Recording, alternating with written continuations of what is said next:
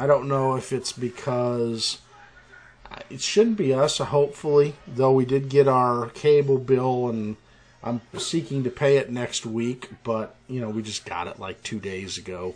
I would think the Spectrum would be nutty. Oh, that's mine.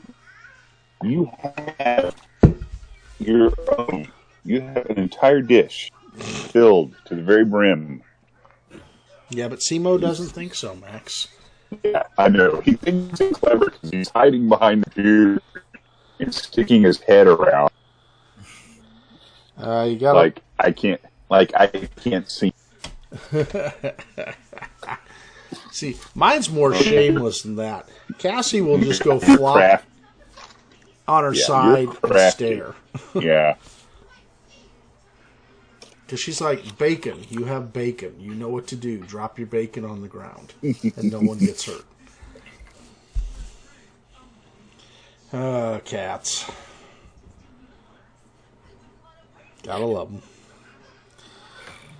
Alright, so let me know when everybody, let's see, there's Aurora, there's Felix, there's Chunk, there's Adel. Okay, so we got 2, 4, 6, 7. Okay, we got everybody, I think. Sounds like it.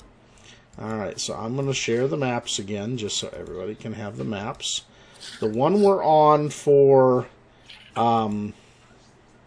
Sharra and for Yosef is the one with all the little ruins where they're by the trees and the camp there. So there's that one. Let's see. Pulsating. Oh my god. No. It mistyped for me. Cats. Dogs. Autocorrect. And other critters. Oh my lord. I love animals, I do. There we go. That's better. Alright. So the rest of the party that's now noticed that your 2 party members you sent off stealthily, it's almost been 45 minutes.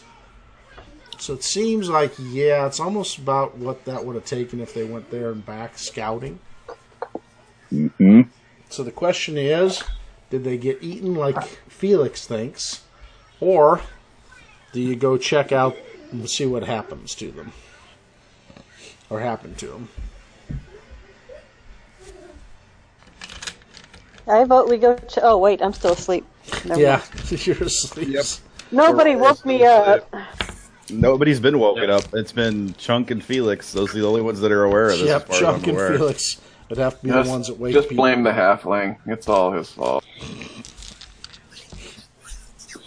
I thought that was just assumed. Yeah. Not an unfair guess. This is what happens I've when you made get a my- cat and This is what happens when you get a cat and a halfling together. They turn into a kender. I better That's a check my good stuff reference. when I wake up. That's good reference. I have made my position clear. They were eaten by the undead. It's Poor a terrible people. tragedy. Alright, I think I've got my maps resituated again. Markhail mumbled, quickly, arm the candy floss cannons. She's been talking in her sleep this entire time. Oh my god. Candy Well, floss you know what that cannons. does, right? That just trains everybody to ignore you. I mean, I figured that was just Markhail's character in general was training everybody to ignore her. You know, you have a point. So Lyra asks Sharra and Yosef, so what brings you out here?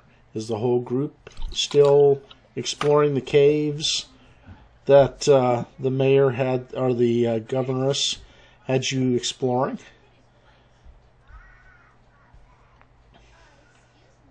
Crickets. I know. Nah, Akeisha's hacking away furiously. It's just... Yeah, you just can't hear it. You had that momentary pause in there. Crickets. I There you keep go. forgetting the only player character that's there right now is mute, so... So how do you get to remove the talk bubble? I love that. You saw the camp... Okay. She goes, oh, well, these ruins were intriguing. I was traipsing across the island looking at different ruins, and this one came to mind, and so I wanted to check it out and then go back and let Ramona know, Governor Ramona know, what we found here.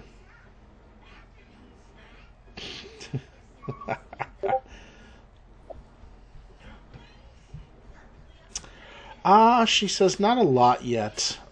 She goes, I found mostly just resources that'll be needed. She said, we found some iron resources, and then there's some other places that may be of use for the lumber consortium.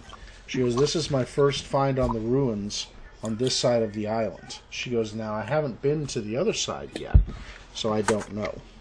There could be more. But she said, I decided to take these first. She goes, there was a kind of statue of a Kavna that I passed coming up this way that I'm going to go back and look at just south of us. But she said, this one was more of intriguing. Felix, I'm sure they're eating.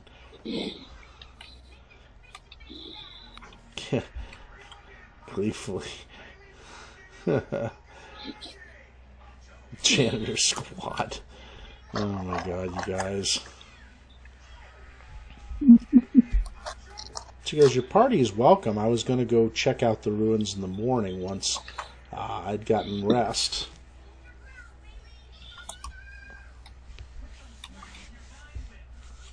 And Yosef says, yes, that would be good to have all of us.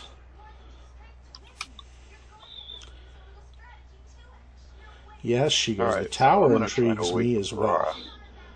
She goes, though I hear rumors that there may be more up on top of the mountain itself. She says, nodding to the north. Aurora rolls over and looks at Chunk, eyes wide, quarterstaff basically nearly against his temple, but just short as she finally fully wakes up. Mm-hmm. This had better be important. Syl There's I think there might be a cooler of beer out in the forest. No, wait.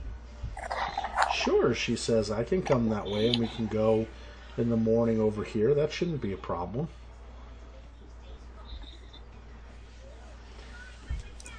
So, about another, as you're waking her up and they're getting camp set, as you guys start to wake up at the other camp, I don't know how many. Chunk wakes Aurora up. I don't know if you, Aurora. Aurora wakes everybody else up. All right, so by the time everybody's awake, even Syl doesn't get a full night's sleep. Vampires are a lich. So about the time you guys are doing that, everybody's awake. Even Markhail is wiping the sleep out of her eyes, along with Syl. There comes into camp Sharra, Yosef, and Lyra. Does Felix actually say that out loud? Of course he does. Aurora stomps over to him, clearly the fury in her eyes, lifts her blade to his chin, and says, you do not speak of vampires. And says what? I'm sorry, you broke up. Says, you do not speak of vampires. So Yosef's like, what did we come upon? This is a heated little argument. What happened? What's going on? Is something Are on we getting up to fire? go explore the ruins yet? No, it's too late at night. Yeah. Sleeping. Well, yeah. Lyra says, well, these two of your party came upon me and found me at a very good time, though not very stealthily in Sharra's case as she approached the camp. But she says, I was just camped outside of the ruins. And so I had found out that you had looked at the ruins as well, and that I guess that Sharra and Markhail made the discovery initially. Yes, my ruins. I was going to go get you, but you're already here. Now let's go back to sleep. All right, this is our chance. Let's go. Everybody leaves Markhail on the shore. Next thing you know, Markhail's being carried off by the little crabs. Little Dungeness. Oh no! And she'll turn them into her crab army.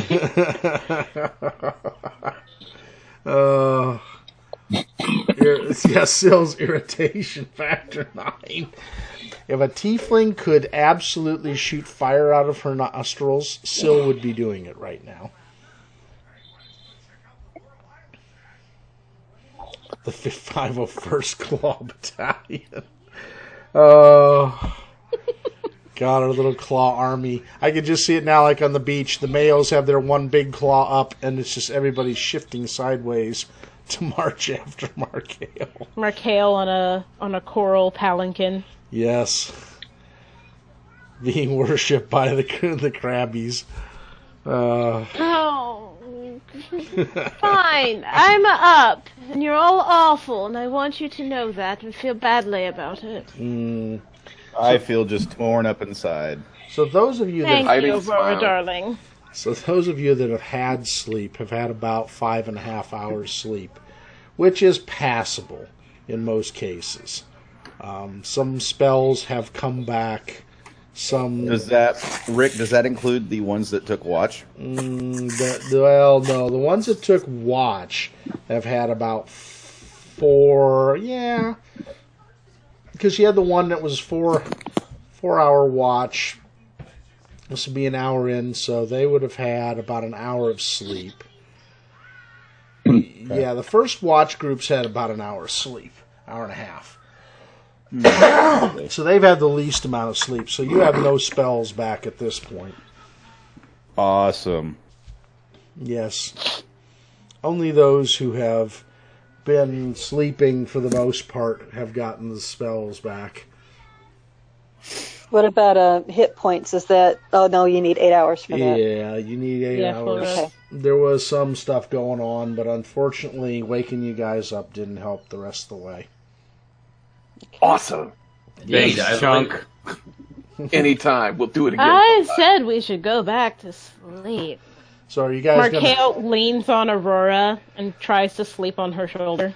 So Aurora actually recommends, or is going to recommend to the group, I think it would actually be best if the stealthy, those who have received full sleep, eyeing Syl very strongly, take this opportunity while the rest of us try to get some additional sleep and scope out the ruins ahead, even a little deeper, and hopefully have some way to signal us in the event that shit hits the fan. But if it does, good luck. I'm sleeping.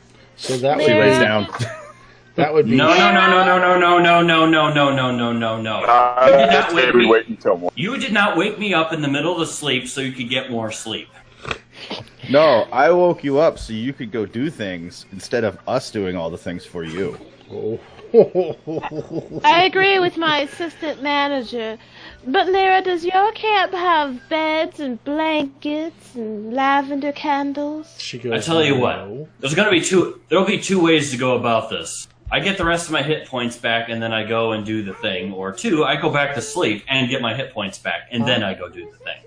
Okay. Well, that's fine. Either or is fine with me. But I'm just saying, somebody stealthy needs to go do something. Great. Yosef, Great. So who's giving me my 7 hit points back? okay, I healed you earlier. Out of just being a very nice individual. And I acquired those hit points, also being a very nice individual, so you could be alive now to heal me those hit points. Adalynd just sighs and starts walking off towards the ruins. So you got Adalynd heading back towards the ruins. You've got Sharra, who's kind of, Janet, relax. I will get something here for you in a little bit. All right? Go play. How far is the camp away from this camp? It's about 3/4 of a mile. Okay, so what we could do is we could go to that camp, and those that need to rest can rest there instead. I can heal Syl one more time, but I am going to need the rest of my sleep. Otherwise, I will be very useless in the upcoming whatever we run into. Never fun. Super. Sounds like a plan. Okay, let's do that. Yes, let's just go to a new camp and stealthy people do stealthy things and... Markhail, you'll get to sleep. Thank you. Where's Janet? Philux and Chunk, you guys are more than welcome to do whatever you so choose, but the rest of the group is leaving this area. Good luck. Aurora says as she gathers her stuff and walks away. Aurora, don't walk so fast. You've got those long dancer's legs. No, Aurora's going kind of slow. She's exhausted right now.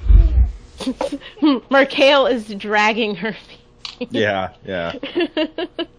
Aurora probably is like, okay, fine, just get on my freaking back. She's probably light enough. I need you to roll a ride check for me. I'm just kidding. Wait a second. Does Sharra actually say that? Probably. Knowing Sharra. Yes, Sharra. Yes. What? Markhail blinks.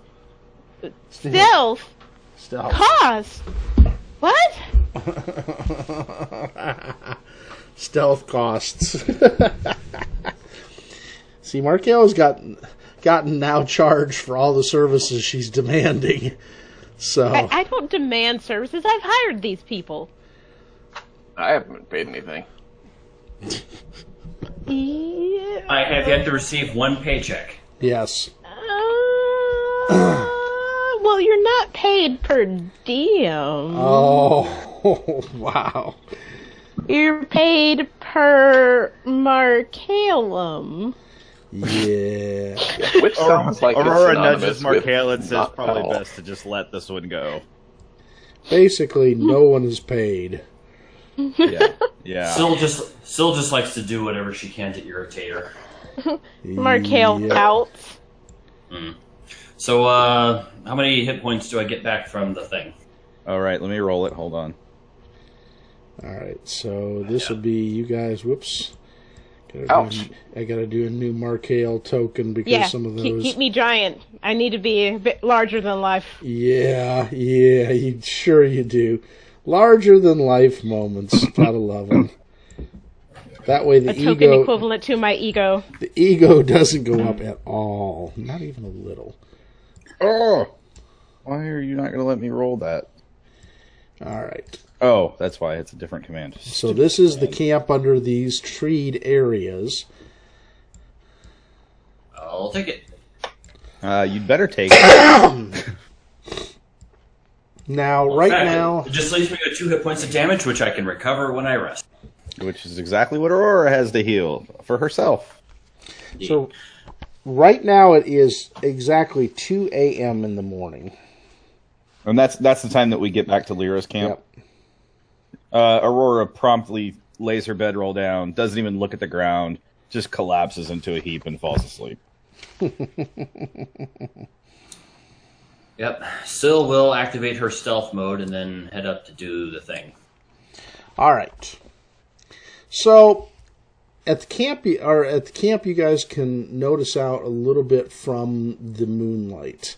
There is just north of you what looks to be rubble. That is what used to be a building in that area. To the east looks to be an area that you could almost stand on and then go up the stairs, because there is a staired area. Each of those brown lines that you see across is an elevation. It's about a 10-foot elevation up. It's a very uneven area. There is also, from what you can see to the northeast, that black area, it looks like the entrance to a tunnel of sorts.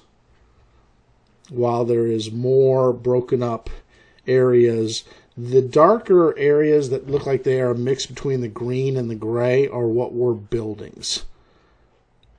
The other area with the stairs looks to be like a stair plus passageway that continues up and up in elevation. Almost like it's leading up somewhere. And it leads north towards the mountain. It's almost in the hills at the foot of it. And it's very old design from what you guys can see of what's left. This is fine workmanship, very fine workmanship for the age itself. Now, Adalynd has quite a bit of knowledge of the Azlant peoples and stuff like that. Would she be able to make any kind of checks now, or does she need to wait till it's light? You want to get closer? These are 5-foot squares, so you can move in closer to the ruins as you choose. Now, if I remember, Markhail... Oh, yeah, she's going to... Okay, so Markhail was going to get some sleep. I know Yosef was kind of interested, so he's going to go up and look as well. Who else was going to stay up and do some of the looking? The whole party doesn't have to. It can be just certain people that... okay, so Sharra's going to get some more sleep.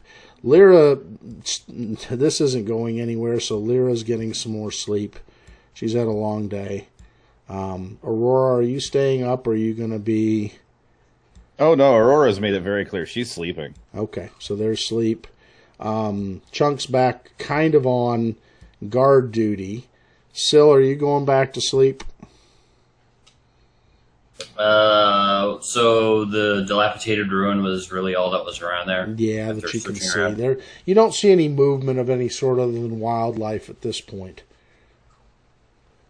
Okay, all right. Well, she'll go back up, wake Aurora up to report her findings, and then go back to sleep.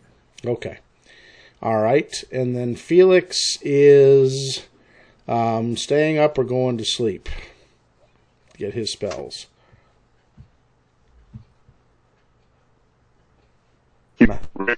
Yep, I can hear you. Hello? Yep. Okay, yeah. Has he got his spells back? Not as of yet. He's got a few of them. Some of the lower level ones, the cantrips, are definitely back. All right, then he's going to sleep. Okay. Then he'll have to sleep. All right, so Chunk, you're kind of watching them from a distance. They're not that far away, really. They're about, 20 feet, 25 feet, plus the elevation of the 10 feet. So, Adalynd, make me a roll on your knowledge history. Okay. Let's see. Joseph here. All right, hang on a sec. You gotta love it when... Wait a minute. I have something. Hang on a second. Let me check my notes. You gave me something where I could re-roll one skill check. Yes, I did. Epiphany. Yes. I can retry a skill check if I fail it. So I'm gonna which is good. That one. Good Yeah, job. that's better. All right. Better. So with the 17, this looks like it was a ancient promenade. It is of Azlanti construction. It looks like more than a millennium old. So the area itself, very colorful, very decorative, some very old symbols and designs, which is, you can tell, is the Azlanti language, but it's not the most clear. It's because of the weathering and the time. It has been in very bad disrepair, probably from the upheaval of the continent itself, because there were supposedly a lot of earthquakes, eruptions, and everything else. Let's see. Yosef is going to do his with his knowledge history. Yeah, he gets about the same from the buildings. These buildings look like maybe there were outer areas where people could study openly and could enjoy the outdoors while they were studying itself. And it looks like it's heading up to the tower, which is a good distance. Now, there's also the tunnels as well that are there. Well, Adelynd's going to come just to the mouth of the tunnel and look to see if there's any markings or anything like that that explains what it is, or she's not going to go in. That was what I was doing the wisdom check for, was to see how far she was going to go, how stupid she was going to be because she was excited. Those look like the tunnels that you saw. Remember where you saw the Ankegs had come up? A lot like those. Okay, so these are Ankeg tunnels. Yeah. But you don't Okay. see any recent movement. Does it This fresh? looks Okay. No, this looks like probably months old, maybe done by the one that came into your area itself. Okay. Now, there are some ruins down by, as you can see, down where the party's resting as well. This area used to be much, much more developed, it looked like. And it looked like an area that leads up. The stairs are leading up to that tower. Hey, Daddy. Yes, Janet. This is not a question about Harry Potter, but it's a question about Mommy. When will Mommy be home? About 3:30, sweetie. She's headed home. Okay? 3:30? Yep. Wow, that's a long time. 2 hours. Oh, 2 hours. Yep. Go play. In a little while. All right. So, from what you both are able to ascertain as you look at the areas, these tunnels go under here. Let me now fill this in since you're both up there. You guys can see a lot more of the area from where you're at. Hang on. I mean, it's intriguing. You figure your benefactor will absolutely go gaga over this. Well, Adalyn's going gaga over this. She's been studying this her whole life. Yeah, this is some major proof of the Azlanti's existence besides just little things that you find here or there. Again, this is original architecture and structures. And here, let me open up as much of this because the moonlight highlights a lot of open area. There we go. There we go. And there we go. So as you can see with the area, there's a lot of area to be covered.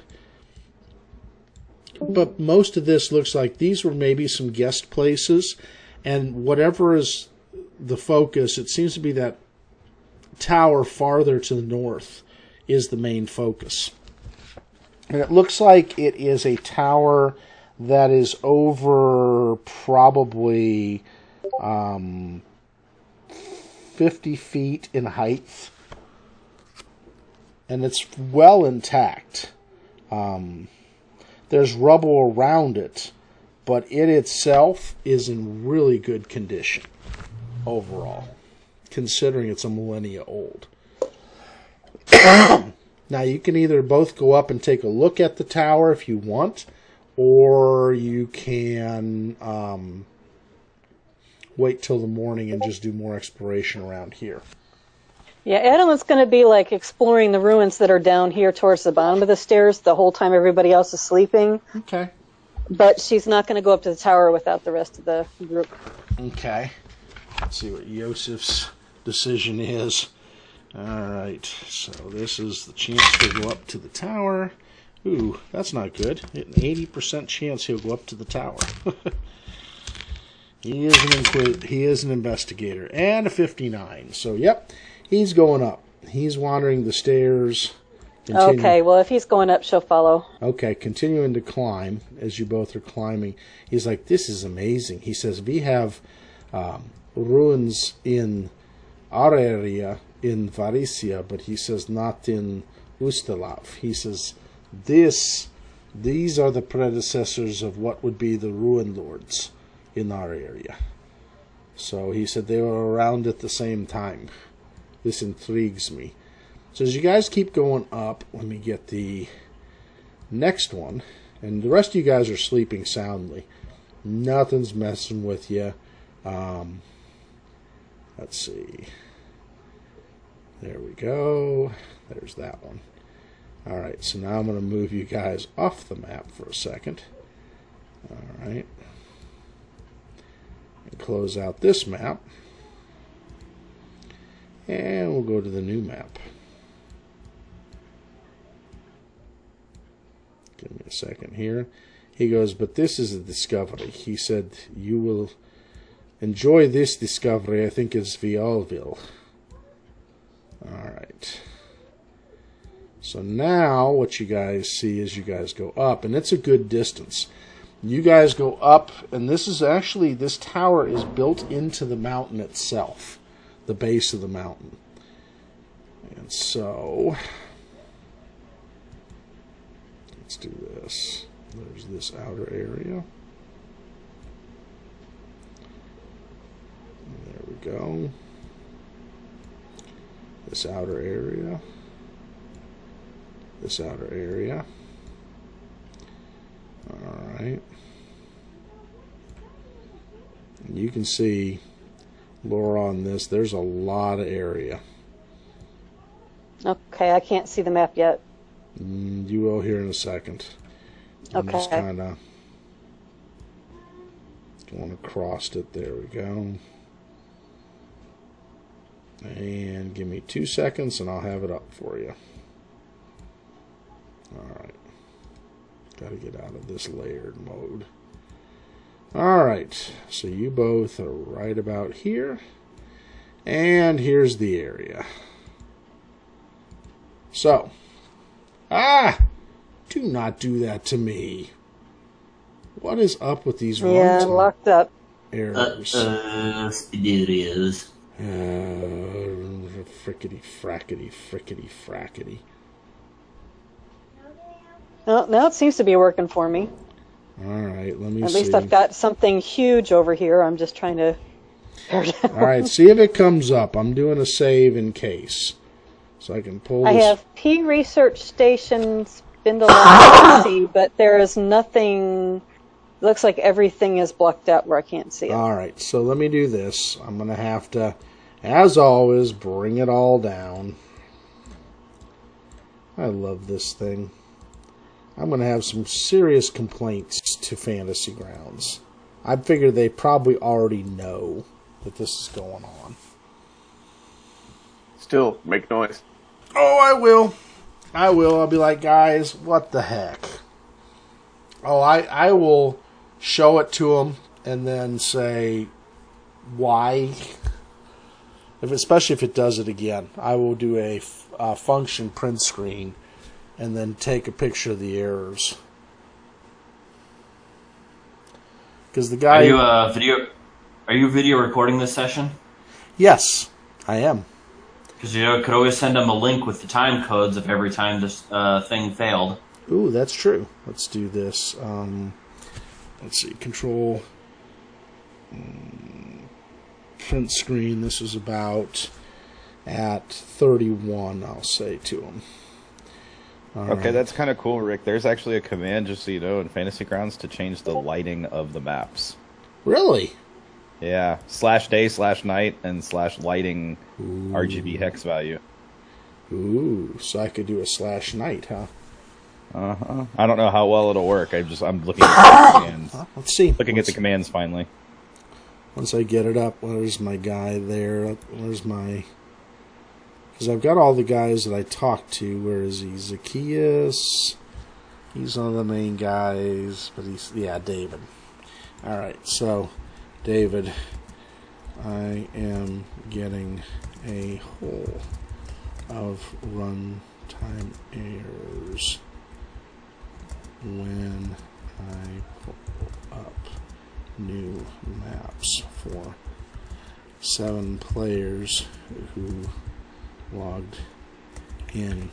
I did a video, or did 2 videos of the session on this date. The errors occurred at 1 hour 45 minutes first one, and then at 31 minutes on the second. Alright.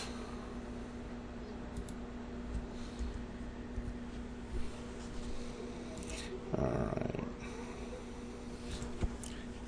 I list them on my Ruins of Azlant series for this date later today.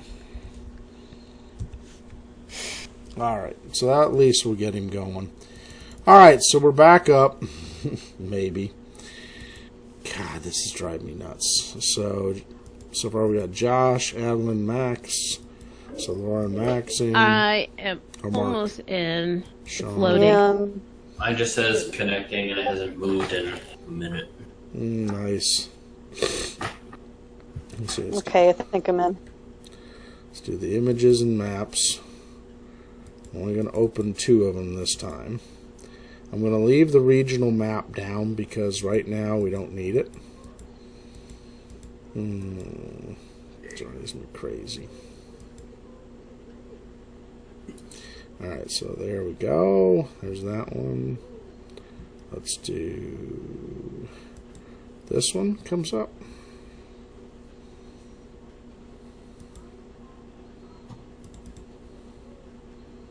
There's that one.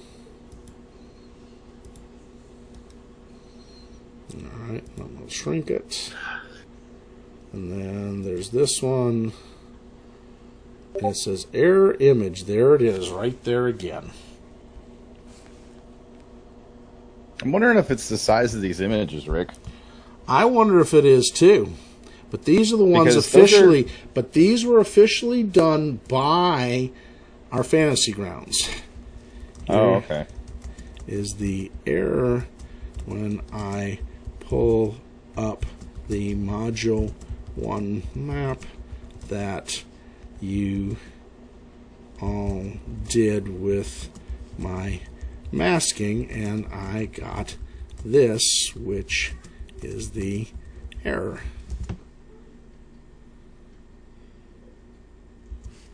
And then I do a Control V, and I can show them the error. So at least they can see. Now I'm going to do another one. Alright, let's see. Are you guys still there? Yep. Still in voice. So far. I'm in. Yeah, and I'm not having any issues or anything. My character selection screen is empty. Give it a minute. Yeah, it's probably still uploading.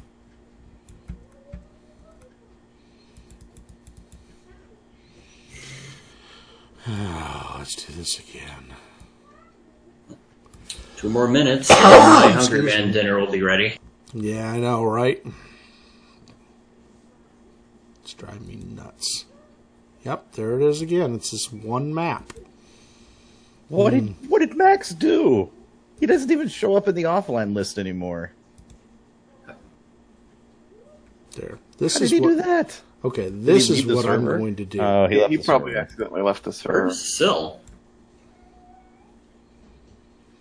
I don't know. I see unnamed. There's no... Oh, there she is. Probably just took a bit to get her going. I don't know who won. That's what happens when Syl wanted to continue to sleep instead of going and checking out ruins. Oh man, sorry, I had to clear my throat there. I went to check out ruins. There was nothing there. And you let Adalynd and Yosef wander off by themselves. That's gonna be great. Yeah, you know. I'm not responsible if they get themselves murdered. They could have stayed near me. Ow! Yeah. What, Did you guys sit? Can anyone see that link? I tried to get Max a link. I see to the, it, but it doesn't actually link anywhere. It doesn't link anywhere. It's just text. All right, so what I'm doing is I'm using the no-no map. I'm using the map that basically...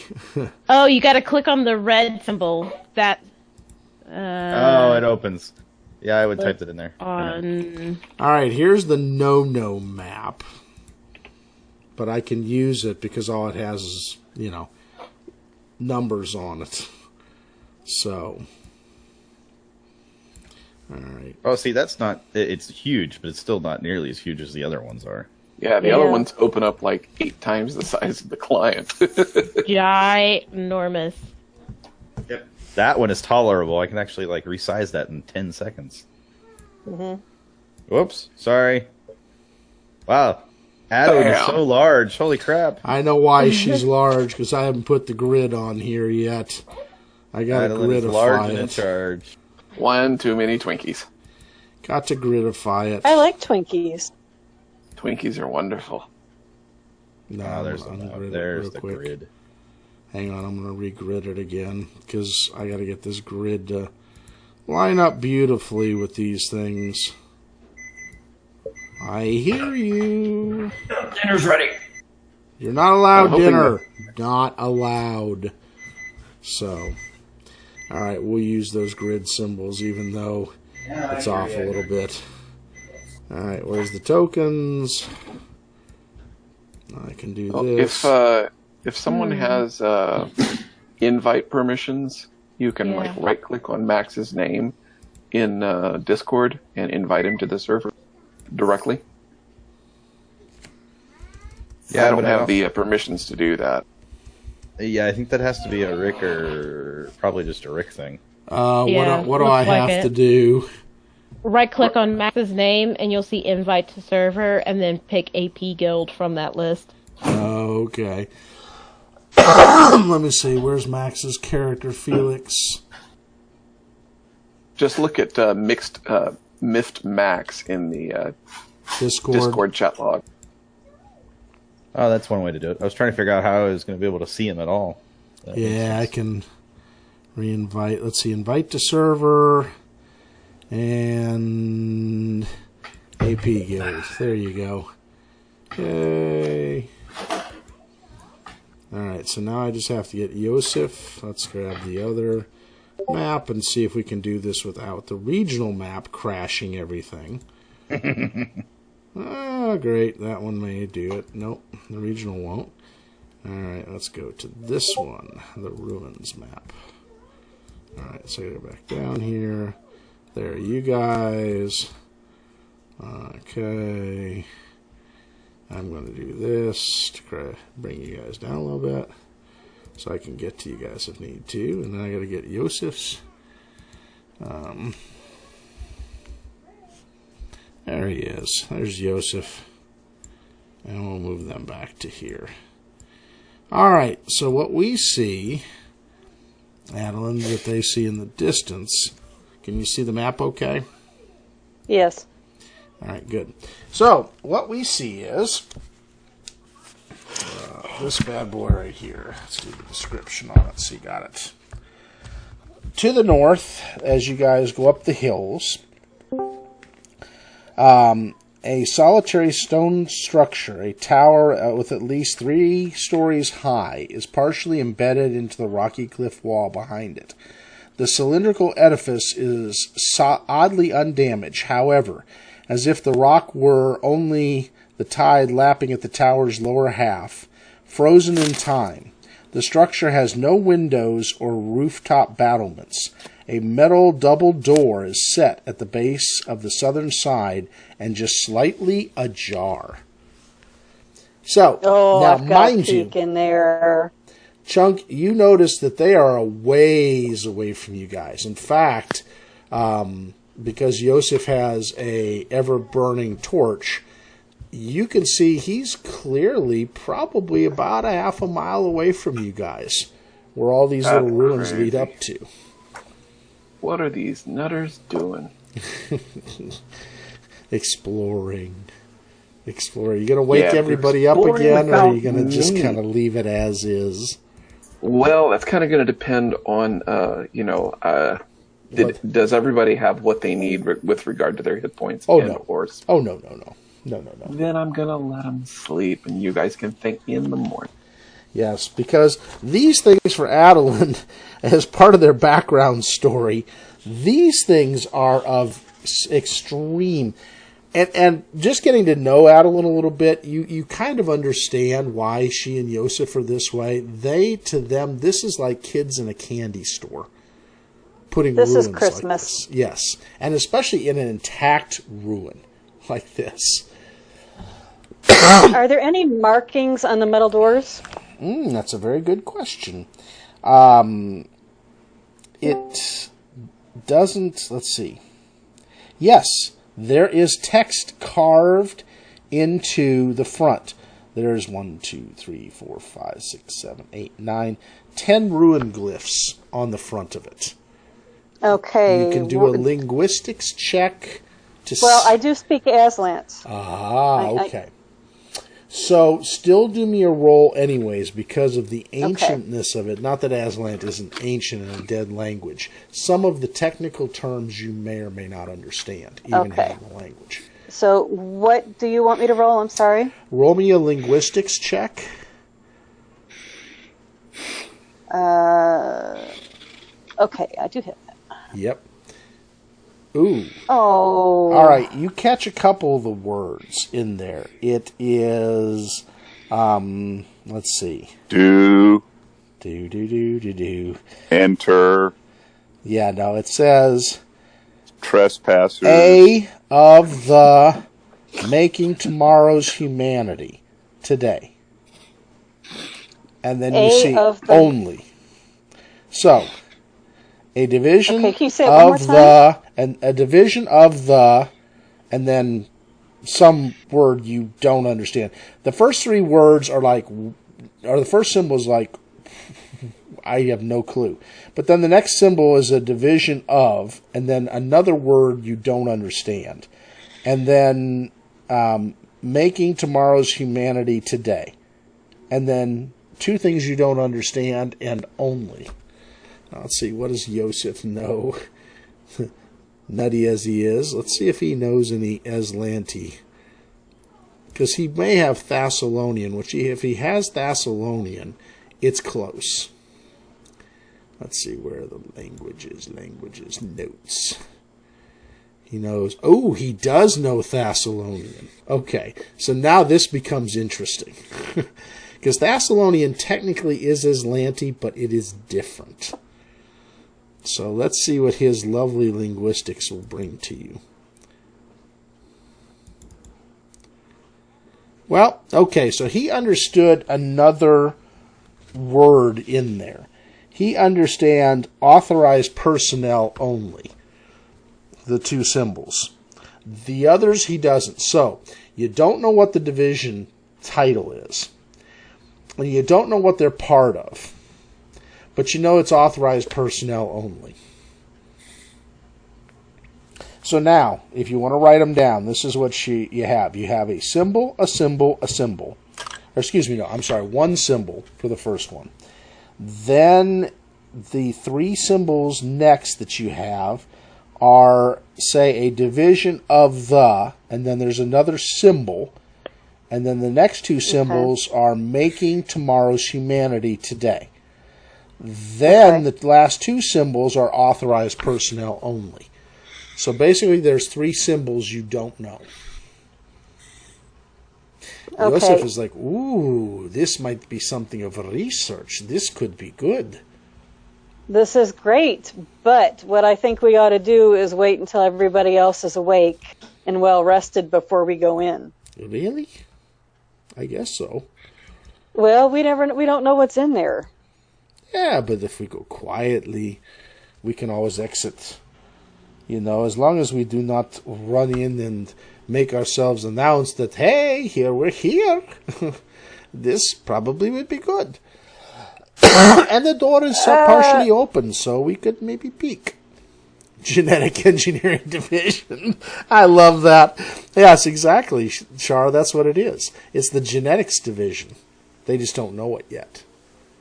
You can hear in the background playing the lovely... Is it an is the logo an umbrella? Is that the symbol we can't figure out? No, it's a giant X with a dash and some other symbols. And you can hear do do do do do do do do do do. And you can see two figures, a man and a woman, staring down at you from the cliff. Wearing Say what? What look to be suits. The woman has red hair. The other gentleman has black or brown hair. Team Rocket, what? Oh, I'm sorry. No. Sure. Akeisha's actually figured it out. I think she figured out who I'm trying to spoof at. Oh, yeah.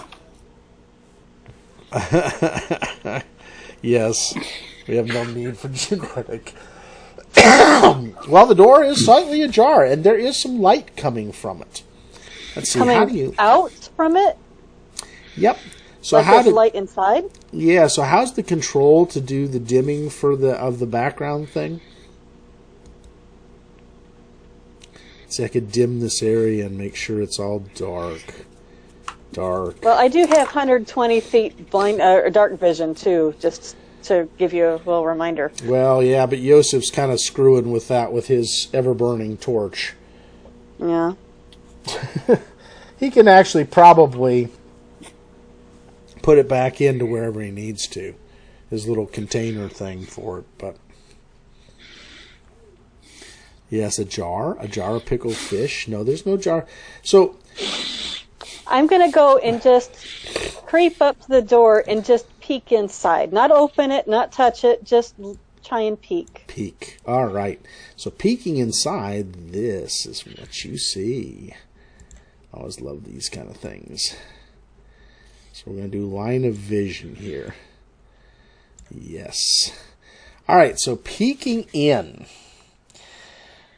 This spacious chamber appears to have been designed to awe or impress the entrant, which you definitely are. Pale gray tiles decorate the faint, intricately geometrical designs covering the floor.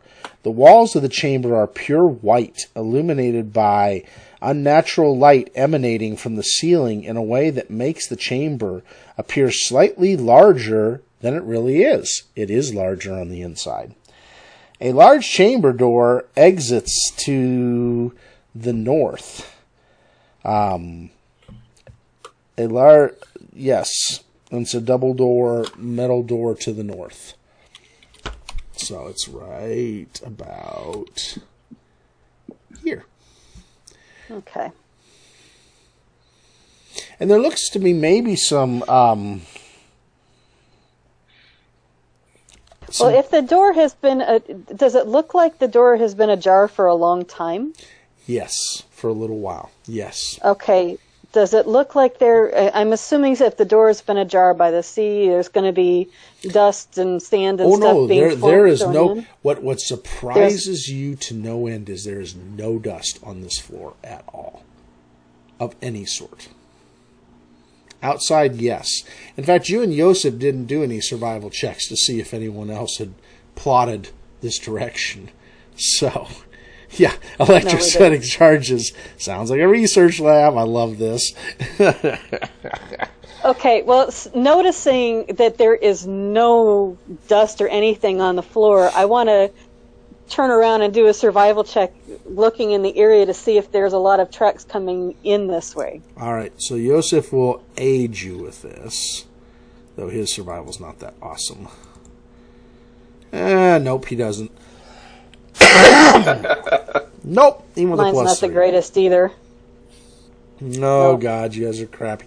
There were some foot traffic in here. You just can't identify whose. And Too bad you don't have people with survival with you. You think recent enough that it was in the last few weeks, though there are some bigger footprints that have shown up here to be more recent.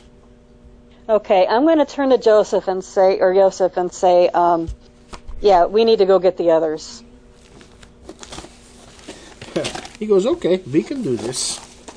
It'll take us a little bit, but it'll be worth it. Yeah, there's something going on in there, but I don't feel right doing it without everybody else. Yes, he says, I don't either. Janet, you left some stuff.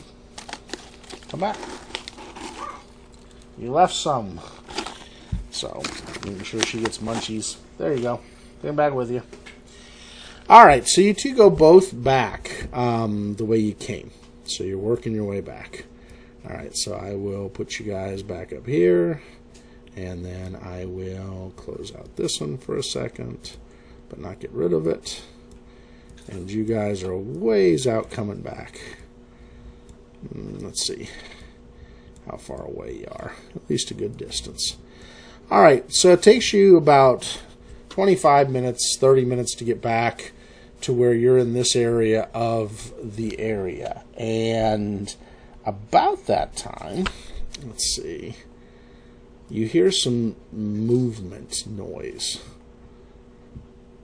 Okay, let's see. Let's do this.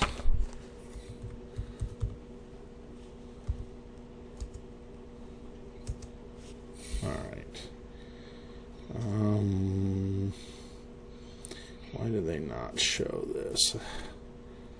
Hang on a second here.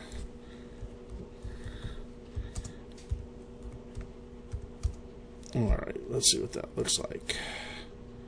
Images.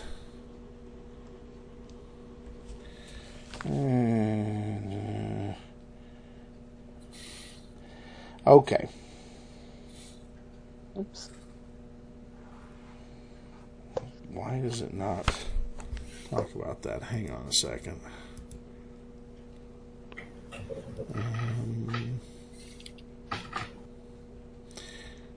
Okay. So this is an interesting thing that comes out. Let's see. Because they don't have the right... I'm surprised they don't have the token. But, yeah, that works.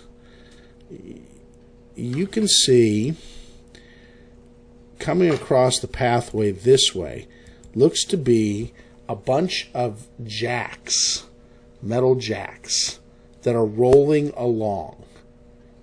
And they almost hesitate and start rolling your direction. Can I do some kind of history check or something to see if I might have an idea what that is? You can do a knowledge arcana if you have knowledge arcana. Okay. I don't believe I do. Yeah, Yosef might have it. I don't know if he does. Let me see if he does. Knowledge, local. Yes, he does have a knowledge arcana. And that just sucked big time. He goes, it's some sort of automated construct of sorts. And it looks to be about 500 of these little jacks that were going west, or from west to east, but then saw your movement, stopped, and are now moving your direction as a group. Now you know that foot-wise, these are 5 foot. You're about probably 65 feet from the party. And they're camped. Okay. And so Yosef's like, oh crap, they're coming our direction. No, we're on kind of like ruins of stairs. If we step off of this into the neighboring, grass, is that like a step down or something like that? I mean, is that... It's like off the beaten path. It's not major step down. It's just slight. Okay. For what's going on. Let's see. There it is. Boom. That there. Let me see if I got pictures of these guys. I hope I do. Let's see. Nope. It does not, does it? No. Bummer, because this would have been a good one to have, but no one decides to do this. Nope, of course not. All right, so yeah, it doesn't look like it's going to be a lot of fun. It looks like these things are moving with a purpose. Okay, well, I'm just going to step to the side and see if they're just following a normal path up, or if they're following us. All right, so do me a favor, just in case it goes the opposite direction. You and Yosef roll me an initiative, just in case. Gotcha. There's Yosef's. Good. There's yours. Good. And then I'm going to put zeros to the rest of the party because other than Chunk, everybody else is passed out. And I mean passed out. Now, to the party, you can sleep in leather armor fairly comfortably, or padded or studded leather. Anything else other than that, so like a chain shirt, is uncomfortable. You can have it on as a guard, but you're not going to, be doing much. Let's see, Felix, you're at a 0 there. All right, Markhail's okay. So, yep, leather's fine because again, it's just a little sweaty, like sleeping in layers, but it's not horrific. You can get used to it. The metal chains are uncomfortable laying on those. All right, so you're going to move off to the side. So that's kind of the first round before everything goes anyway. All right, so how far did you move off to the side there? Okay. About 10 feet. Yeah, Yosef's going to go that way. All right, so it is interested in you two. We're going to see which direction, however, since you guys split. Yep, it's going Adalyn's direction. So it is going to move, and it moves at a thing. Oops, that's where you're at. And you take...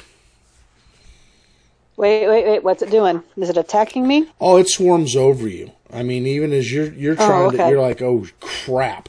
The swarm kind of stacks up on itself, and the jacks roll over you. And you feel the points of their jacks. And they're very pointy and stuff, and you take 6 points from them rolling over you. And continuing to move this direction. It's almost like they move a direction, they don't stop very well. And so, yeah. Yeah. Jacks play you. Yes. Nice. You play the Jacks, the Jacks play you. All right, so now you and Yosef are in shock with what just happened. This is definitely some sort of patrolling thing of maybe the Azlanti. You don't know. But it wouldn't surprise you from the history, a little bit of history you have, that they did things like this. They were very magically adept. Are you going to scream out when the jacks roll over you? Oh, yes. Okay. Yes, I'm crying out as loud as I can. All right, so the passives. Let's look at the passives here. I'm going to yell out, Chunk, wake everybody up. I'm getting killed. Chunk, you hear the... I'm about to die. Yes. You hear the screams from Adalynd coming out.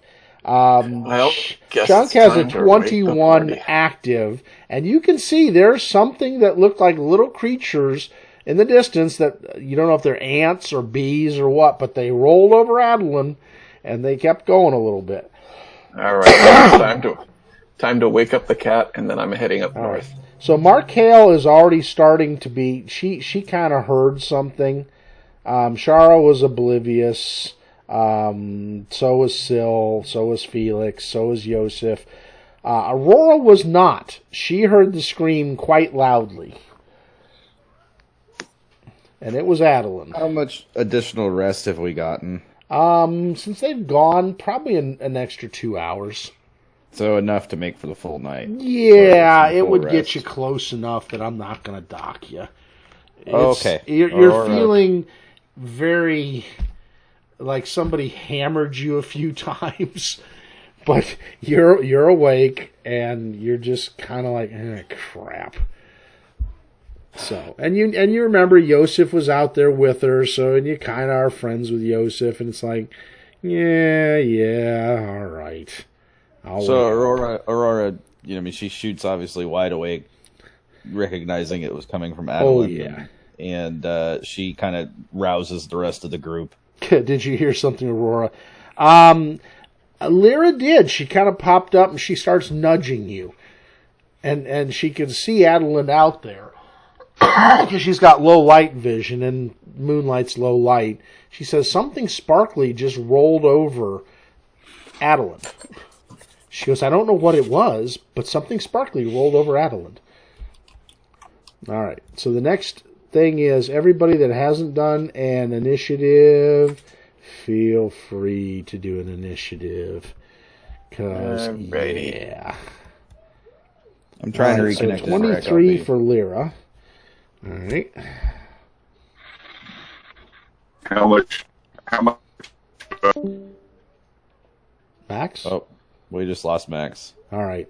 So type to Max to just go to the character sheet and click on the little dice by the initiative.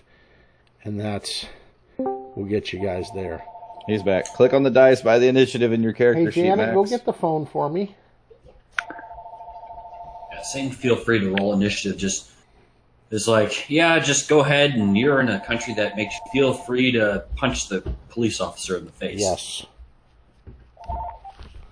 How much of an extra bonus do I get because I heard the word sparkly? How much bonus? How much bonus? What?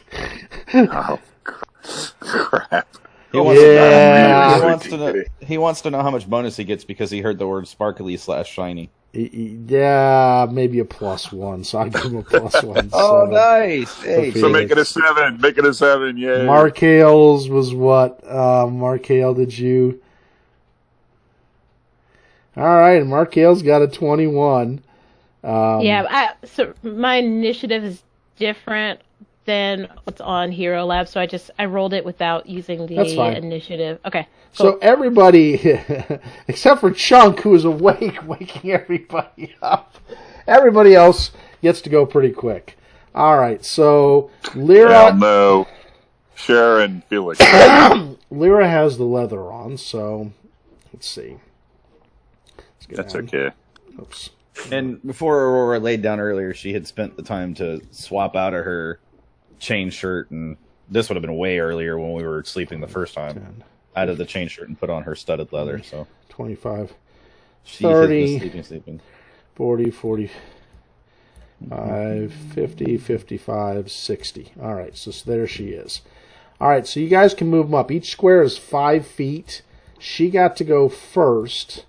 And now the nice little sparkly things. All right, Syl, you're next. Syl, what's your dexterity? Because I got to check it versus the critters. Hers is 18. All right, I have a feeling you've got the critter beat. Yeah, you got the critter beat. So go ahead and you can act. You can see some shiny, it looks to be almost a swarm of shiny moving things that move over Adalynd. And so she screamed once they hit her.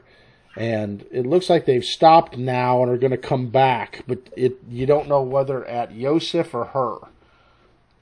You're figuring there's some sort of a guardian, maybe, because they have an orderly way of moving. Not like insects, which are, except for ants, are disorderly.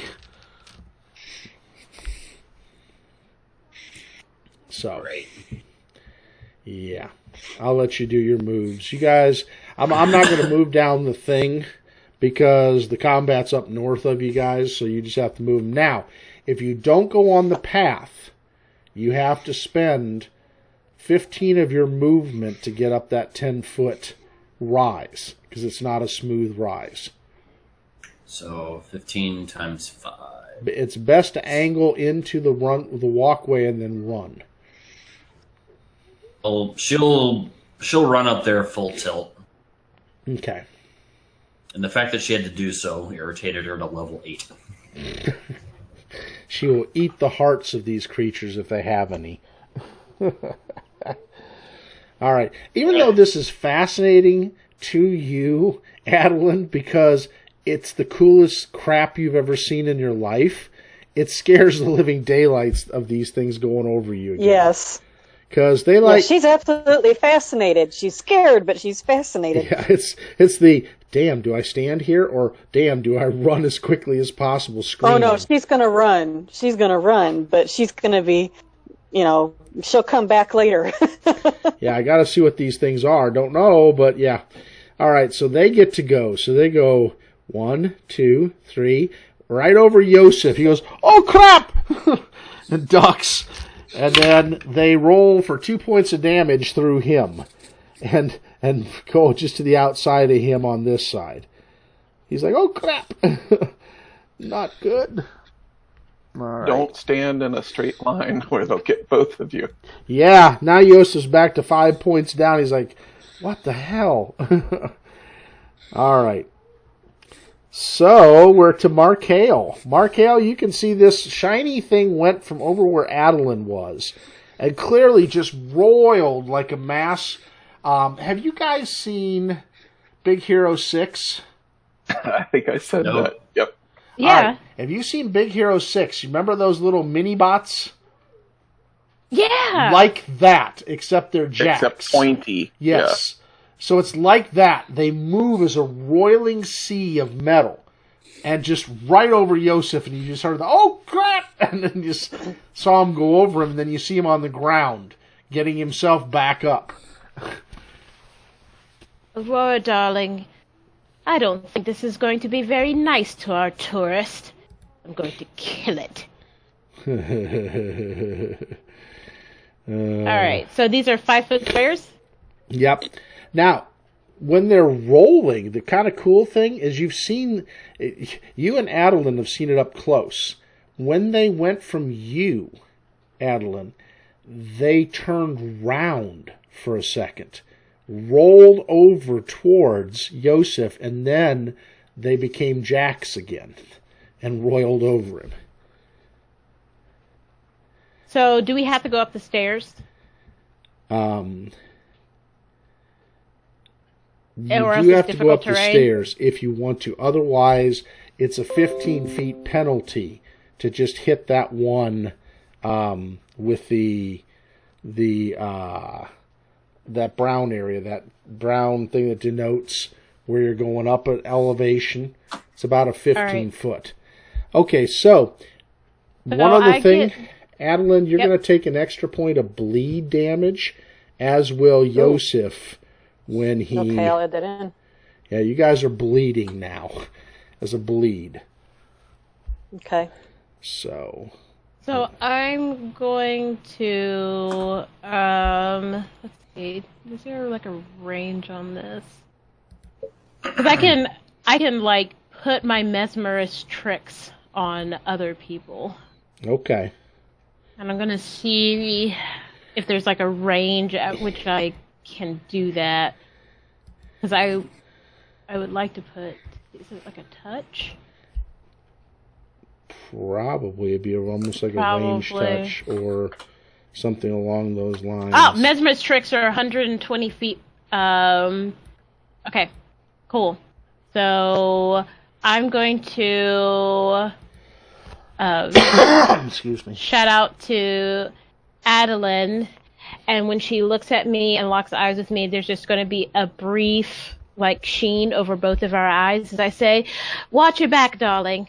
And I'm going to, and when I do that, I put false flanker on Adalynd. So the next time she engages with this and it hits, and it attacks her, then a false flank version of me will flank this creature. All right. Oh, cool. So let's put Markhail. All right, so there is a Markhail that will be flanking. Oh, did I get it wrong? Just as an FYI, the swarms are immune to being flanked. Balls! I didn't say that though, and as a GM, it was a nice try. I didn't hint that. Ah, that's true. You gotta think of the swarm effects, which Yep. suck. Is all I'm gonna say. Swarms. Yep, they sure do. Swarms to any creatures, if you guys haven't noticed, doing damage to a swarm is very difficult. Yep. That's why people love using it. What are the sizes? What is the size of the individual creatures in it? Is it fine, tiny, or diminutive? Let me tell you, the ones in the swarm are a. Let's see, what are they? Fine. They're a fine swarm. So almost like Big Hero. They're tiny. They're probably less than an inch in diameter. And so they're probably like a half an inch. So take it from there for the radius. And they're very tiny.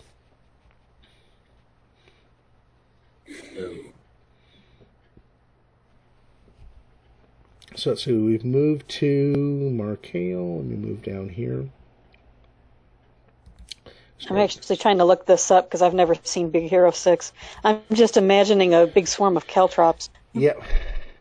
That's not too far off. They'd be smaller than It kind of caltrops, is. but not by a whole bunch. Look up Big Hero 6 Minibot and look at the images. Okay, Minibot. Yeah, I'm looking at. I was typing and you'll in see swarm, the one bad guy Minibot. is standing on a sea of them, and it's kind of like that. They're so tiny they can literally lift him up like a wave and guide him around. They're unreal. Oh, okay. I see these things. All right. And it's very similar to Yeah, that. Caltrop isn't far off. Yeah. Nope, Okay. Exactly. It's very similar. That's the best way I could think of them. So, all right. So, Adalynd, it is your turn.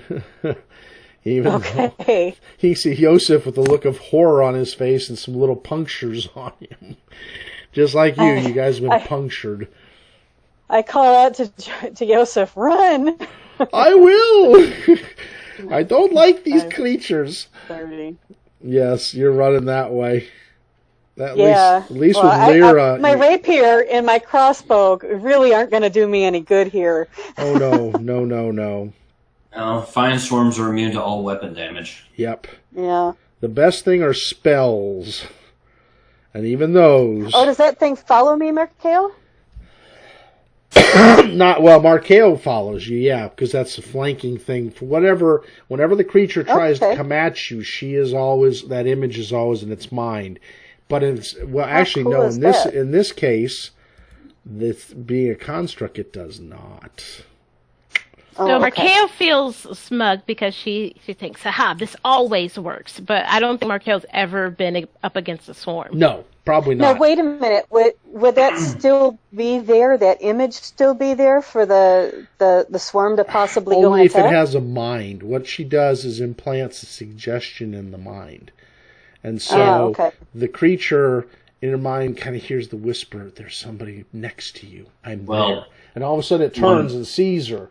But she's not really there. It's mental tactics, mental spell tactics. And these guys don't have a mental. They're a construct, unfortunately. Also, they can't be individually targeted. So, So, Aurora, it is your turn.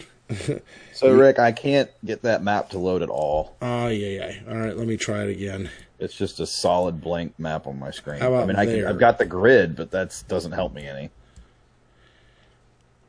And I've actually closed completely out and reopened twice to see if that fixes it. It hadn't. Yeah. The cockroach. Yeah, Yosef, he doesn't panic on the cockroach swarm, even though it was gross. Now, your gnome? Oh, yes. Faradis would be running the other way. The frick out. If Faradis saw this, Faradis would be running so fast, he wouldn't be touching the ground. He'd be running that fast. So, imagine those things where you see the dog chasing the guy, and the guy's going so fast his feet are not even touching the ground. That'd be Faradis right now. So, all right, so you're not loading at all? Yeah, I'm just not seeing that map. I can open up the other map just fine, but I can't, for some reason, I can't open up the ruins map. It's got some doubles here. All right, so here's what I'm going to do. This map, let me just do a save, as always. I love Fantasy Ground. I do. Fantasy Ground's my friend. Yeah, I've been, I've been on Roll20, and Fantasy Grounds isn't terribly impressing me, but I can see how useful it is. Like, there's pros and cons to both. Yep. Yes. All right. So let's do this.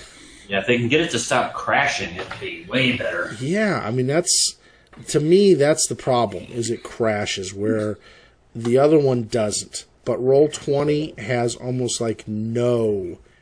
You got to put feats in. Oh, God, that's why it says error database. All right, let's try it again.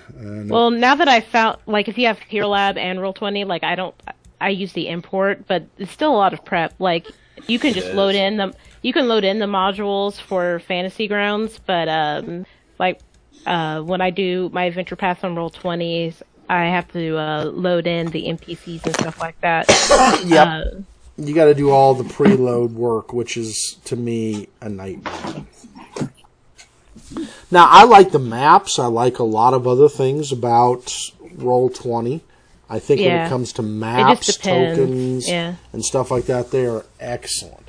But they have none of the spells, to my knowledge, loaded in. The character class things. They don't have any of that loaded in, especially for any iterations other than the standard, if I'm correct. They've got the standard stuff, like things from Adventure Paths they don't have, so you can drag and drop some of the standard stuff into it. But yeah, it's a lot more manual than Fantasy Grounds. I haven't had an issue with it, just because that's what I know. That's what I started on, so I don't even notice it. Well, and I may have to rebuild the database, because the problem with it is it rebuilds it from the last save. And so if there's glitchiness in that save, then you're in trouble, which is a pain in the butt. But if I have to, over the break, I can rebuild all this and go through. Okay. So what I would do is export. I've got all your guys' character sheets, so I would say this. In the next week, use Hero Lab, update your sheets to match.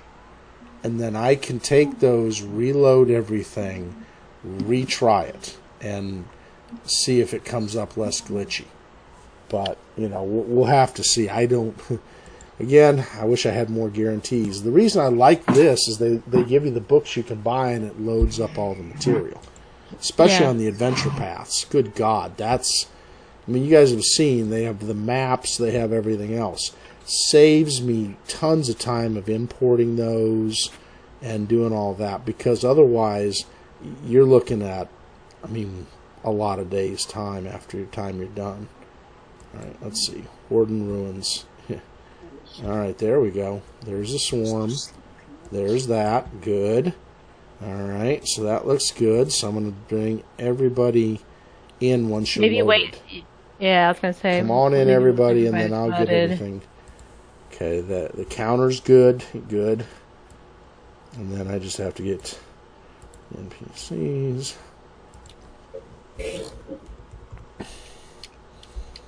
Alright, there's that. And then characters. So far it's doing pretty good. But we will see. There we go.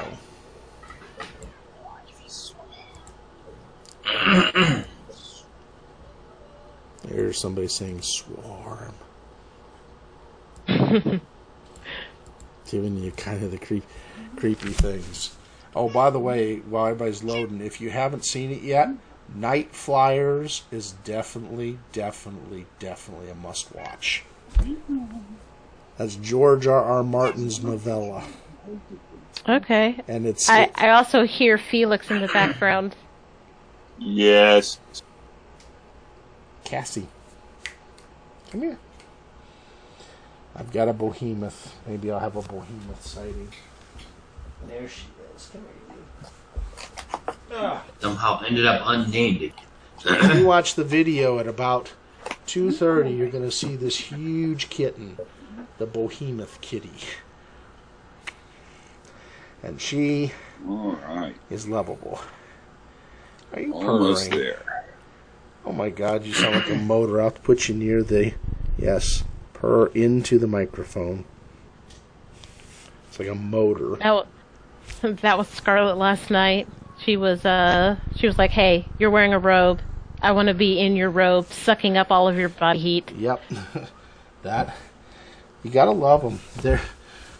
She will, every time I lay down, she must come up and plop on top of me for whatever reason. If I'm laying on the couch, on my stomach. And so she'll sit there and just purr. It's good for your health. Yeah, it is.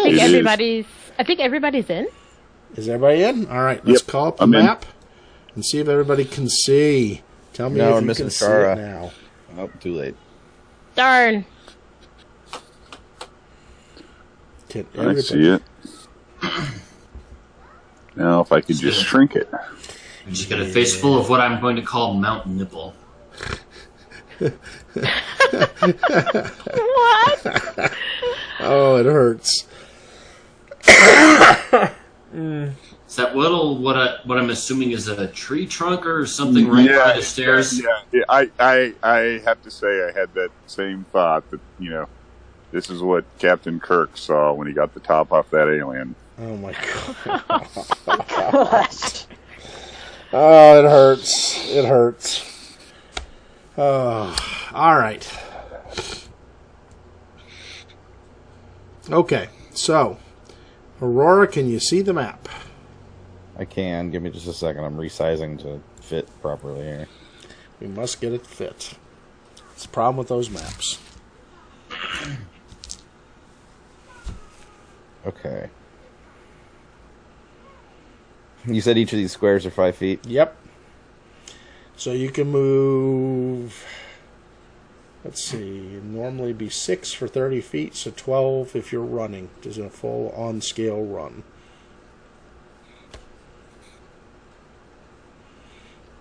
Unless, of course, you're going up the elevations and are not on the walkways. Then you only get to move 6 of the squares. Because you gotta have to climb yourself up to the next elevation. Mm-hmm. I'm assuming this cross section here, that my token is moving back and forth across, so you can see where I'm talking about. Yeah, that was a building ruins, but you can run over it. It's not. Is it level if I'm going up the stairs? It's level enough that it's not going to cause you problems. So I'm gonna be here so that I'm not directly in the line. So when it starts rolling down the stairs, and everybody else is getting poked, Aurora's off to the side, being the smart one of the bunch. Oh yeah. And action. Oh no, I double his move, so I have no action. That's it. All right, so that's it. Yosef. Yeah. Do you stay and throw something at it, or do you run? That's the question. Unfortunately, he doesn't get the bombs that the normal alchemist gets. So, okay. 1, 2, 3, 5, 6 to there, and then 1, 2, 3 to there. He is going right there. So it's out of the rolling path. By the trees. He is ducked behind the tree.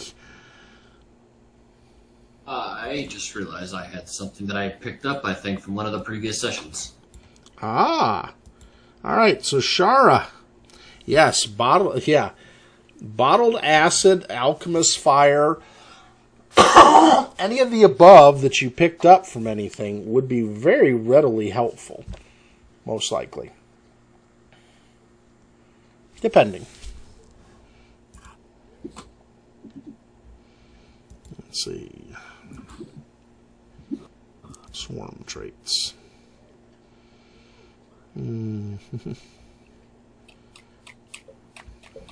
Splash weapons do half again as much damage. Mm-hmm. Immune to just about anything relevant to damaging them. That's why swarms are always a pain. But that's better than nothing, honestly. Yeah, plus... Okay, so a swarm takes half again as much damage from spells or effects that are area, such as splash weapons or evocation. So if you fireball them, not that you have that, but if you were to fireball them, it'd be 1.5 times the damage. If you throw a burning thing of oil into them, it's 1.5 times damage. Yes, you do have a flask of alchemist fire. So technically, you could get up there into range and chuck it. Depending on how far alchemist fire you can throw. Let's see. Go back to alchemical weapons. And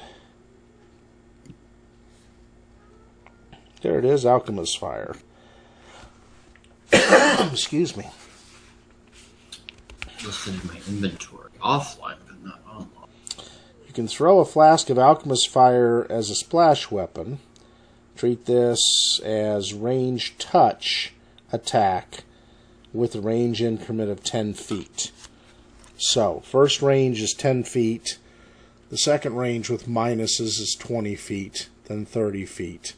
So if you got within 30 feet of it, you actually can throw it, Char. It'd be a -4 to hit, but so they take 1d6 1.5 times of damage. And then the Alchemist Fire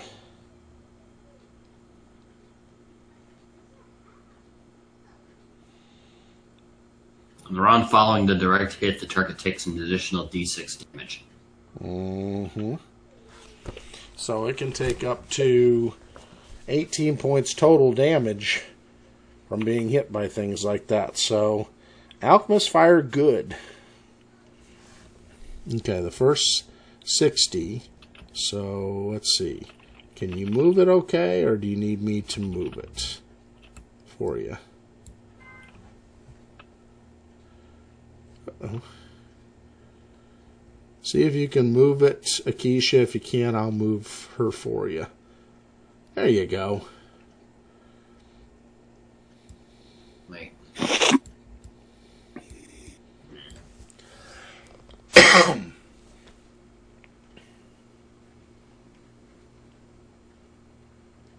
They're 5 foot a square.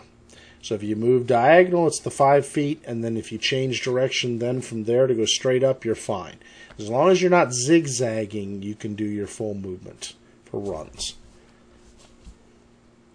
If you start zigzagging through a movement, then you got to cut it down, and you can move only half movement.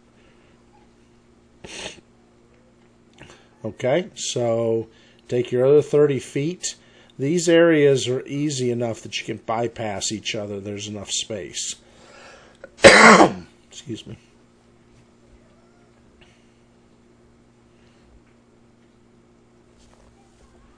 All right. So, next turn is Philux. Here, kitty. How far away am I from these things? You are 5, 10, 15, 20, 25, 30, 35, 40, 45, 50, 55, 60, 65 feet. So in range for most spells. Yeah, but not the one I want to cast. I'll move to... Yeah, if you move 30, then you can easily probably cast your spell, because it'll probably be within your... Yeah, I need to move 30 feet. Most spells are 25 plus 5 feet, or if they're mid-range like a fireball, it's, Yeah, you know. yeah, I need to move 30 feet. Yeah, I wish I had a fireball. I know, this would be perfect, wouldn't it? Although this isn't really a spell, but yeah, it's the same thing. All right. So I get a move and an action? Yep, you do. All right. I will once again fight a swarm with a swarm. So I will pray to my goddess for miniature meteor shower. I'll aim it for the middle of the swarm. So that'll bring a 5-foot column of miniature meteors crashing down into the middle. That would do. They do get a reflex save. Yep, and it's an evocation spell, isn't it?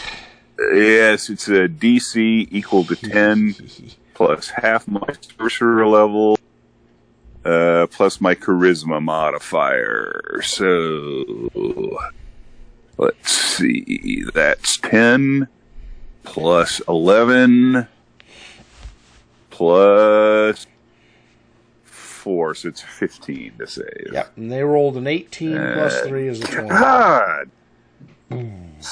Every time I use this, you roll like maniacally high. I'm sorry, I just rolled the dice. So everyone check their inventories. Don't we still have some vials of Ankeg acid that we got all the way back in 9/30/2018? Yep, and those Ankeg vials of acid, what are they? 1d4 plus... Yeah, it's a d4. And then, so each round it stays in the acid, it would continue. Because it acts like acid, just regular acid. Well, I remember collecting it, but I don't have it in my inventory, so somebody else has it. You guys have at least 8 vials of the Ankeg acid. So whoever wants to have it, I'll let you have it, even though it's not marked on there. Just figure out who has each one. Yeah, I was looking for where I grabbed Alchemist Fire, because I have one on my inventory for the version of the character I keep on my PC, but not on the one on Fantasy Grounds. Sure. So. Well, and I'm okay with it, because I know you guys collected it. In fact, I was sitting right there when you guys collected it. So, no issues for me. An acid in a flask of acid. A flask of acid. It's like a ranged touch attack again. And it does 1d6 point of acid damage. Well, why don't we just say that everybody has one and somebody else has 2? I think there's, 7 of us? Mm-hmm. That's fine. That gives you one to each. Yeah, but I wasn't here. That'll make it good. Yeah, but I've given you other stuff. True. Who has the best range? Markhail probably wouldn't have taken any, so she would have given hers. She probably would have given it to Sharra. It'd probably be Sharra, Adalynd, Syl, Yosef. Like, based on nothing else alone, she would have just given it to Sharra because it looks like Sharra knows how to hit things at a far distance. She's got throwing arms. Mm-hmm. Now, you can attach a vial to a crossbow bolt or other items, but it gives you some negatives coming out because of the weight. Yeah. Especially if you're longer ranges. If you're in short range, it's only a -1. If you're in longer ranges because of the weight, then you're -3, 5, 7, and worse. Most crossbows are, I think, a 60-foot range, depending. So think about that. You can attack them that way with the thing going in, and it'll shatter upon contact with the ground. You're basically firing into the center of them, is what you're doing. Because you can't really hit them, but you can hit the ground near them. Or in the center. You basically need an AoE. Yeah. Yeah. Yep. And their AC for that's a 21. Their touch AC is a 20. So.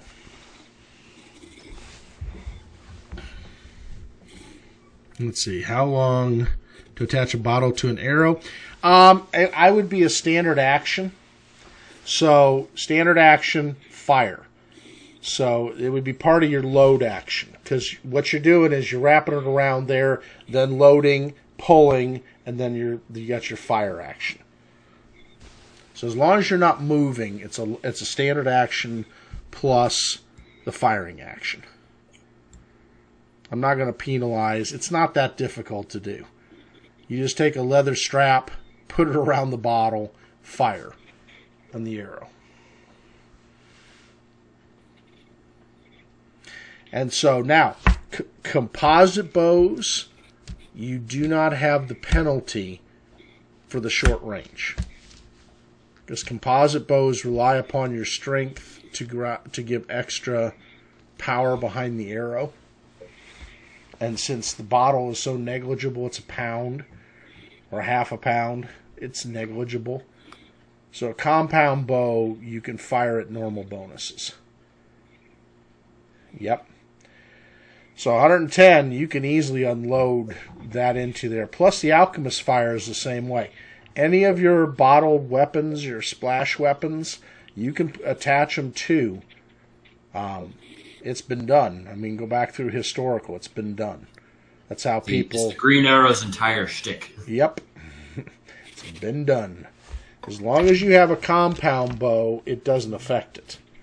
Because again, you're not having to rely on your dexterity with the weight to do it. You're relying on your strength in the first place.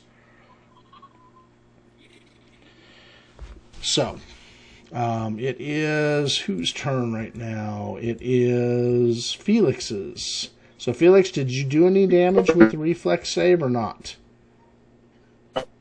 Okay. All right, Chunk. All right. Now I'm confused about movement. I've got a 30 speed. Yep. And 6 squares. Yep. So I'm thinking that means like 1, 2, 3, 4, 5. Excuse me. Mm-hmm. So there, if I take the diagonal. Yeah, diagonal, as long as you're in a straight line with the diagonal, you're fine. And then if you stop and move another direction, you're fine. You just can't zigzag, you know what I mean? Go 1 square, then move up a square diagonally, then move diagonally another square. Yeah. So, like, I call it a jig jog. A jig jog will slow you down. Whereas the straight line any direction is going to take you your standard movement. Okay, and since the only thing I've got that's ranged is a javelin, I should really just be sprinting more. Yeah. Which your javelin, you could attach something just like a spear.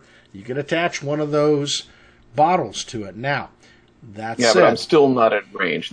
I've got a range of 30 with that thing. But that said, so and I'm this still is not even close. If you're not masterwork or better, and you throw that weapon with any alchemist fire or anything else, it will damage the weapon. Mm. Just like any bolts or arrows. If you attach it and fire it, that is permanently gone. Unless it's magic. Well, I'm going to have to run for the second action then, because I'm not anywhere in range. Okay. So run. And you can run up the stair thing there. So I think that would leave me there. Yeah, beside Lyra. Yep. All right, so that takes us to the top of the order and Lyra Heatherly. What is Lyra going to do? Not much she can do. She's going to go 1, 2, 3, 4, 5, 6, and draw her bow in the next round, not this round. So, puts it out of, hopefully, 5, 6. Yep, puts it out of its standard move. Syl.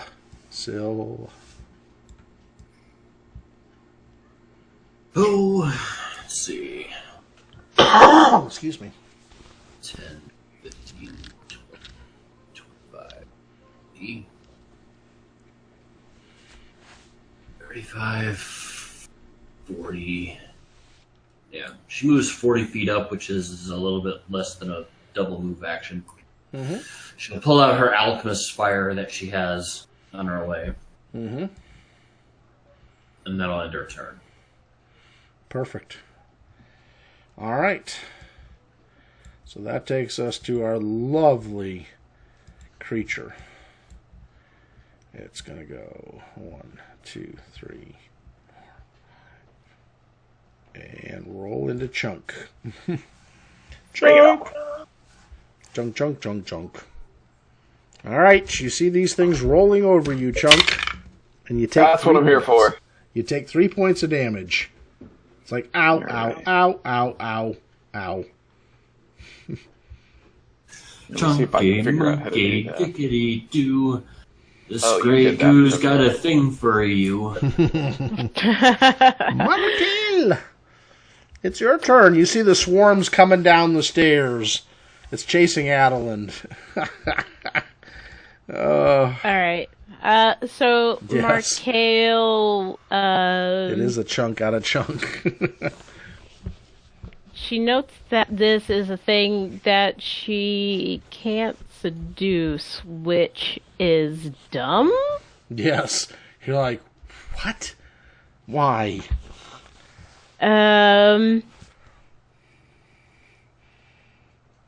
So she is going to Get me the water pitcher out of the refrigerator. I'll fill your water. Scream, yell, run. No, Throw she's things. going to. Now, if you don't want to hit the splash chunk, you just aim for outside of their deals. Because it's got a 5-foot splash radius. He only takes a point or 2 from any splashes. which is not bad. Markhail's going to vanish. Okay. Oof. Markhail was there. She's gone. And she's going to move 5, 10, 15, 20. All right, I've got an urgent request from my puppies to go outside, so I will be back. Right. Go forth and run the puppies. Hey, Janet, can you let Daisy outside go potty poop? Come on, Daisy. Go see. She's going to, I can't tell which square Chunk is in, but she's, no, she's just gonna, she's gonna move Yep.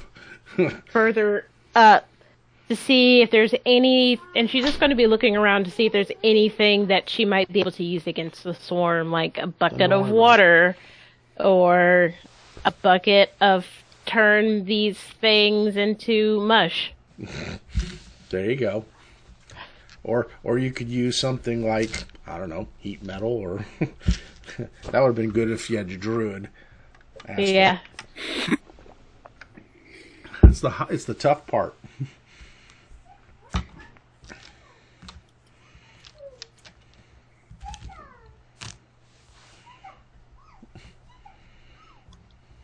I love Munchkie.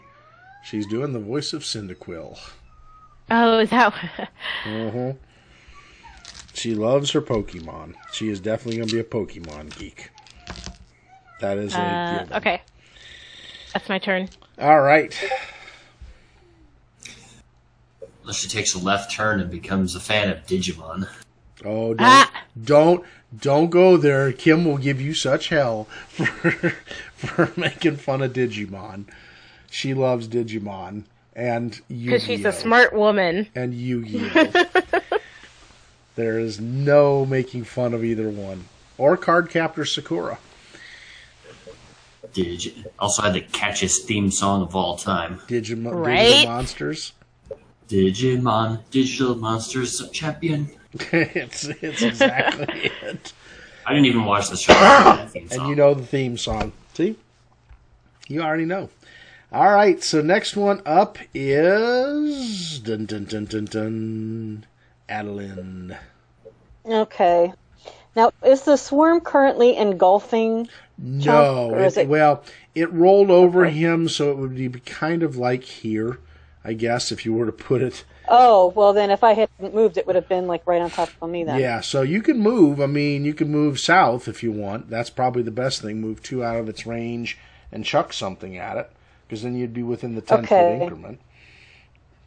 Yeah, that's what I'm going to do, and I'm going to use the Ankeg acid. I guess if we all have one bottle, that's all I've got. All right, so roll what would range that be, touch. like a dex range touch? I had it. Okay. Yeah, unfortunately, these things are metal, but hey, metal and acid. Yeah, well. Sure. Thanks for asking. You absolutely can. Loose change you can put in your piggy bank. I think this is accurate to do it this way. All right. 15. It lands right over beside them, and they will take some splash, but it doesn't hit them directly. So they do take a point of the 2 possible splash damage. Okay. So they've taken 1 massive point of damage. Woohoo! And you can hear the sizzling as it hits them. Well, that's all I got. Hey, at least they're not as bad as the Stargate pieces that come together as little metal things. Replicators. Yes, the replicators. Nasty little basically craps. Basically the Grey Goose scenario. Yeah. Which is also a statted creature in this game. See, there's all kinds of fun things. Aurora, you are up. All the references we can do for these. I'm sure Doctor Who also had several different versions of this. Oh, yeah. Always. What were they? Cybermen things, maybe? Probably. I think it's probably closer to when they were in the library, the little things that would get into the space suits. Yeah. The spacesuit critters. Oh, those were nasty. And then they left the skeletons behind with a memory thought. I remember that No, one. those were Turn out the shadows. lights. Hey, Rick. Turn out the lights. Rick, I'm Turn using out the lights. Shut up. Rick, I'm using the 2E chill touch that I can't pull up in Ooh, okay. Hang on. Fantasy Grounds. Hang on, coming to chill touch. Let me give it to you. Chill. I have it up. I just need to roll for it. Okay. Use it. Melee touch attack. So, hey, it's a melee touch attack. I can handle that. I know, right? Let's see. Just don't be in the radius. No, it's not a AOE. And I don't care if it hits me back. It's gonna pay for hitting me back. Don't worry. And actually, before I roll this, Rick, as a bonus action, I would like to activate my healing judgment. So even if it does decide to screw it, you can heal yourself. Screw right off. It can screw right off. That's right. There you go. So I have fast healing 1 for however long the combat lasts. Okay, I had the dice picked up. Now I need to pick the dice up. Yeah, the replicators are pure evil. Acacia, they're the thing that you can't destroy, unfortunately. +3. And I'm back. Oh, wow. Wow. Okay. Wow. Nice one. Well, at least I... God. Oh. All right, I will be back because I now have to go get the the fumble cards. Give me 2 seconds and I'll be back. I'm curious how that's... Oh, no. I'm curious about the fumble since that's going to be no weapon attack. That's a magic attack. They have fumbles for magic attacks. Oh, that's freaking awesome. Yes, they do. You probably just blew Philix's head off, but that's okay. I mean, it's just frost attack, and it's only a 1d6, I think. It's not a huge attack. It's just... He wasn't using it anyway. Or 1d... Actually, technically this... Oh, yeah, it'd be a 1d8. Actually, it would be a crit hit. Ugh, could be bad. Could be very, very bad. She will probably leave in about... Hey, Felix, didn't you move forward before that attack? 30 today. All right. Because I'm still showing your kitty cat back at the camp.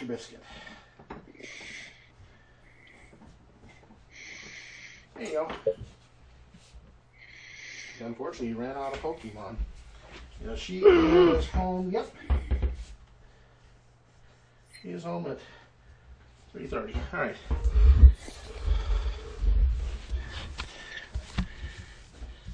I am back with the critical fumble deck. Oh, snap. Oh, yes.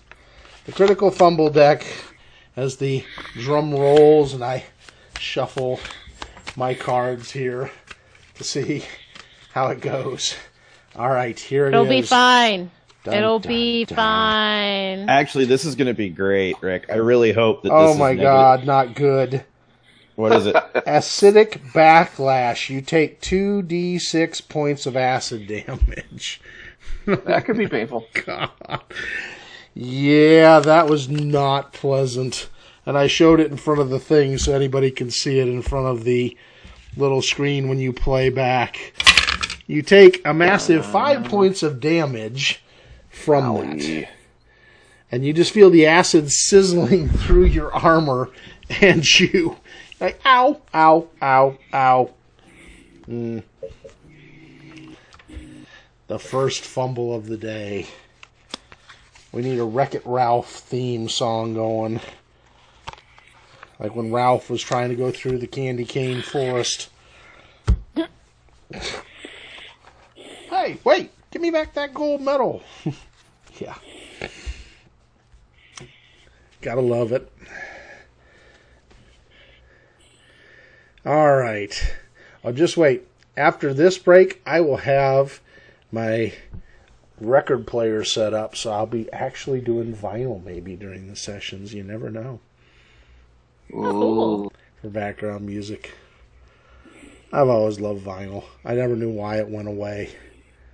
Worst choice ever. All right, that's my turn, Rick. You can move to Yosef.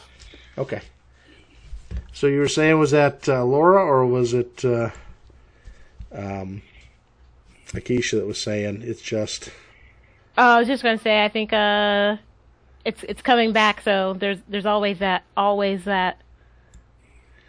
I am glad it is, because honestly, if you've ever listened to a vinyl and then you listen to a CD, there is no comparison. A vinyl always sounds like you're really there. And no offense to the CDs, they're a great portability, but they just don't do it. They never do it justice. All right, so he is throwing. So his throw attack. This ought to be humorous. All right, let's see. What is his action points? He gets a plus what on that? Let's see. There it is. All right. Burn him down. Yeah. He gets a plus 5. Let's see if we can do it. Burn it. Burn it. Nope.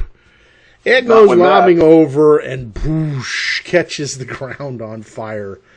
Misses Sharra, misses Aurora, misses Adalynd, but it gets over towards, if you go just diagonal chunk one square, that would be about right for where it lands.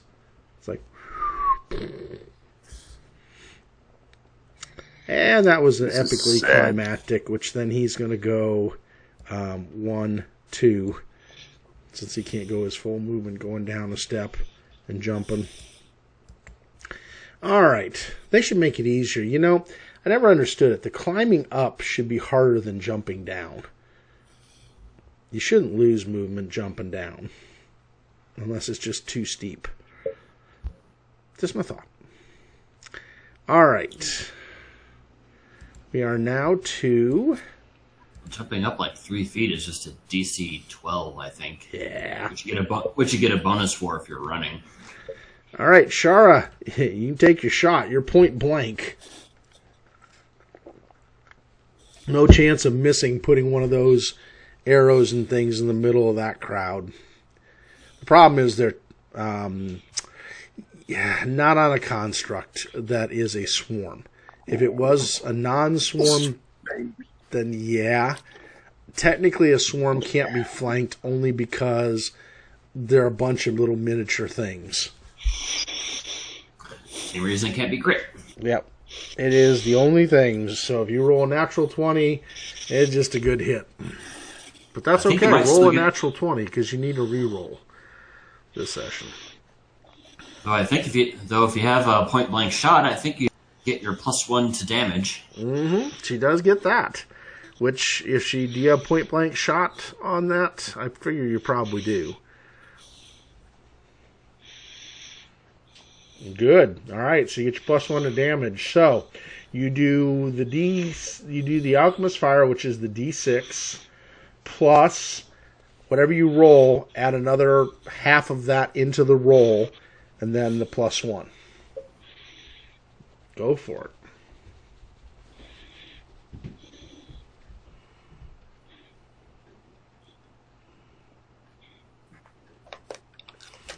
So she gets another half, so that's 3 points, 4 points. You do a total of 4 points to him. All right. That's not bad. Not bad at all. They are looking a little irritated now as they vibrate as a swarm.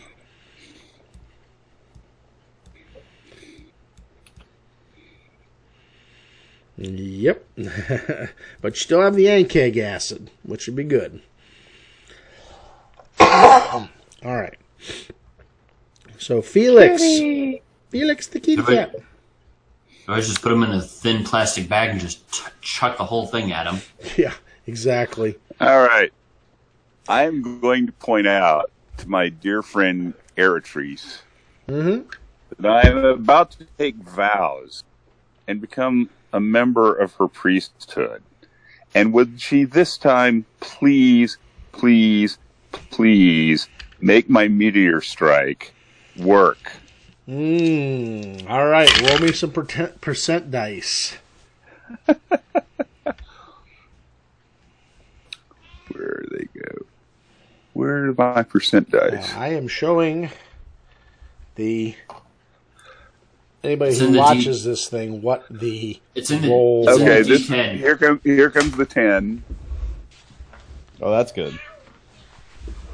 And here comes the 1. That's a 0. Yeah.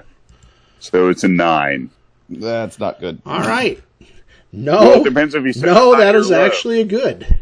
My roll that she would respond was 95%. Oh, nice. So, you get, on the saving throw, they get disadvantage. So if they roll to confirm and they confirm, they get another roll and take the lesser of the rolls. So. All right. They roll a 21. See, that's good. Now, we'll take the disadvantage. Oh my God, they rolled a 21. What the actual... Okay. Rigged. All right, hang on. That's just wrong. All right. So now I'm going to roll percentile dice for something. And this... Yes! I rolled a 0.9% chance she would make it hit no matter what. What did I just roll on my percent dice? A 0.6. 6. All right. So you hit. It doesn't matter. It's like it replays itself, replays itself, and then the swarm hits them. All right. Man. What interesting rolls. So you do a massive 3 points of damage. But still, it was the best 3 points of damage of the whole session right there. Exactly. Oh, dang. Oh, it hurts. That was 2 21s in a row. God, that's... What is the odds that I would roll that? Because that's just, yes, the kitten goddess. Bast does not like some things, and she is the goddess of... Well... So she can't change things. I would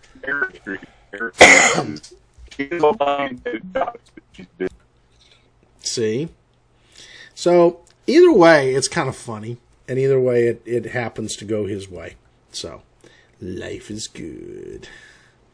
All right, so that takes us, after doing a happy kitty dance, to Chunk. I can actually try to hit it with the hand axe, right? You can try, but you're going to do nothing to it. As you know, with swarms, it's like you kill off a few drones, and really it does no damage. Unfortunately. Chunk, unfortunately, on this one, needs just a giant fly swatter, is what he needs. Yeah, and I don't have a hammer, so it's like, I'm just going to make it mad. That's my goal. So swinging into the mass, you're just going to make... What the heck, you know? Swing in, swing away. Be my guest. So, there we go, and it was utterly an excellent spend of a 5. Yes, it was, because that 5 wouldn't matter anyways. Exactly, so... All right. Top of the round, Lyra. All right. I gotta see what Lyra has on her. What does she have? No. All right. Let's see what the Lyrinator has. Cast of Dragon's Fire? Yeah, don't you wish. Don't you friggin' wish. But no, she does not. She just has her charm, her wit, and her smile, which makes Sharra just kind of stand and relax and watch and appraise. Does Markhail feel all oogie inside? Yes, it does. It's like, Feel feelings. All right, so she is going to light... She takes out a flask of oil, which takes a round. Or not a round, but a standard action with the popping of the cork. And then she strikes her thing, her flint and steel off of the side of it, and it lights it. So she now has flaming oil. Well, yeah. Sharra has got her attention. That's for sure. Markhail has more of a monetary interest in Harcourt. But Sharra's like, nope, that chick's cute. And she Are you implying that I don't love money? No, you love money, just not Harcourt. Now, if he helps you get Are the you money... implying that I don't love Harcourt's money? Yes, you love Harcourt's money, that much. I would imply. Harcourt, however, you take him or leave him. Means to an end. Oh, I get it. Yes. I can also have Harcourt's money without having Harcourt. You are, in fact, correct. Exactly. Okay, gotcha. Yeah. We're getting Poor into Harcourt. We're going into organized crime now. Is that what I'm hearing? Yes. Sharra laughs at the organized crime going on with Markhail. Markhail's just kind of like, yeah, exactly, the really important things. All right, Syl, we're up to you. I'm sure you want to run into the fray and do Fists of Fury into the little automatons. Let's do it. Yeah, weapon's not so effective at it. But she does have one flask of alchemist fire, which she will use at 10-foot range for no penalty. Come on. Throw that thing with force. You need a natural 20. Let's roll that beautiful bean footage. Wah, wah, wah. The fire just kind of like... 11? Well, it goes actually towards Yosef. Yosef's like, clap! Then it goes boom, over on the other side. So you guys got multiple little fires going on. Well, that was the end of that. Yeah, it's kind of how that works. All right, so now it's going to go. What way should it roll? Dun, dun, dun, dun. It's got a lot of choices now. All right, so it's got 1 of 8 ways it can go. Let's see which way. 1 being Markhail, 2 Chunk, 3 Syl, 4 Sharra, 5 Adalynd, 6 Aurora, 7 Yosef, and then 8 some random direction out of weirdness. Well, 8 would be towards Lyra, right? Nope, it's going towards Markhail and her greediness. 1, 2, 3, 4. Whoa! And it rolls over Markhail. I'm vanished.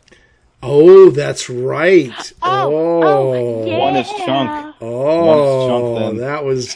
All right. So it goes her direction, but just out. Because it's going directions, and I rolled the 1, and the 1's her direction. Gotcha. It just doesn't know where she is. Yeah. So it's right next to me. Yes, you've stepped out of the way and are keeping as quiet as possible. Yeah. Which, Oh, good, and it's closer to Lyra, who just readied that oil, so it'll be good. Hopefully. Yep. Hopefully. Yep. All right, so we are now to Markhail. It's your turn as this swarm clicks and clacks near you. Oh, man. Why? I know, right? Oh. I know, Shara's worried. Lots of pokey marks on... Pokies on her love interest, if not careful. Acupuncture the way you didn't want it. Bless you. All right. Oh, man. Let's see if there's anything I could potentially do. So it seems to... It seems like it attacks at random, right? Yeah, it does. It's got kind of purpose, but there's a lot of targets. I mean, it's you get the feeling it's doing it like a guardian would, but it just there's so many targets. Yeah, that's a good point. Char's got a very good point. Maybe. Yeah, now that's another one, Chunk. Are there more? That would be a nightmare, wouldn't there? The Azlanti are kind of strange from what you're seeing. And a little bit sadistic. So, Markhail is going to... Oh, now that's good. Right there. Chunk's solution is awesome. That would be a nightmare to one of these. This is her... She's going to go See, that is the kind of fun that we could have being a party of druids and rangers with Rustbuster pets. I know, right? Get him, Fido! So Markhail is holding her breath, sneaks away from the creatures and runs back down the stairs. She shimmers into view and hides behind Aurora and next to Adalynd and lets out her breath. I am so sorry, but you're going to have to deal with that.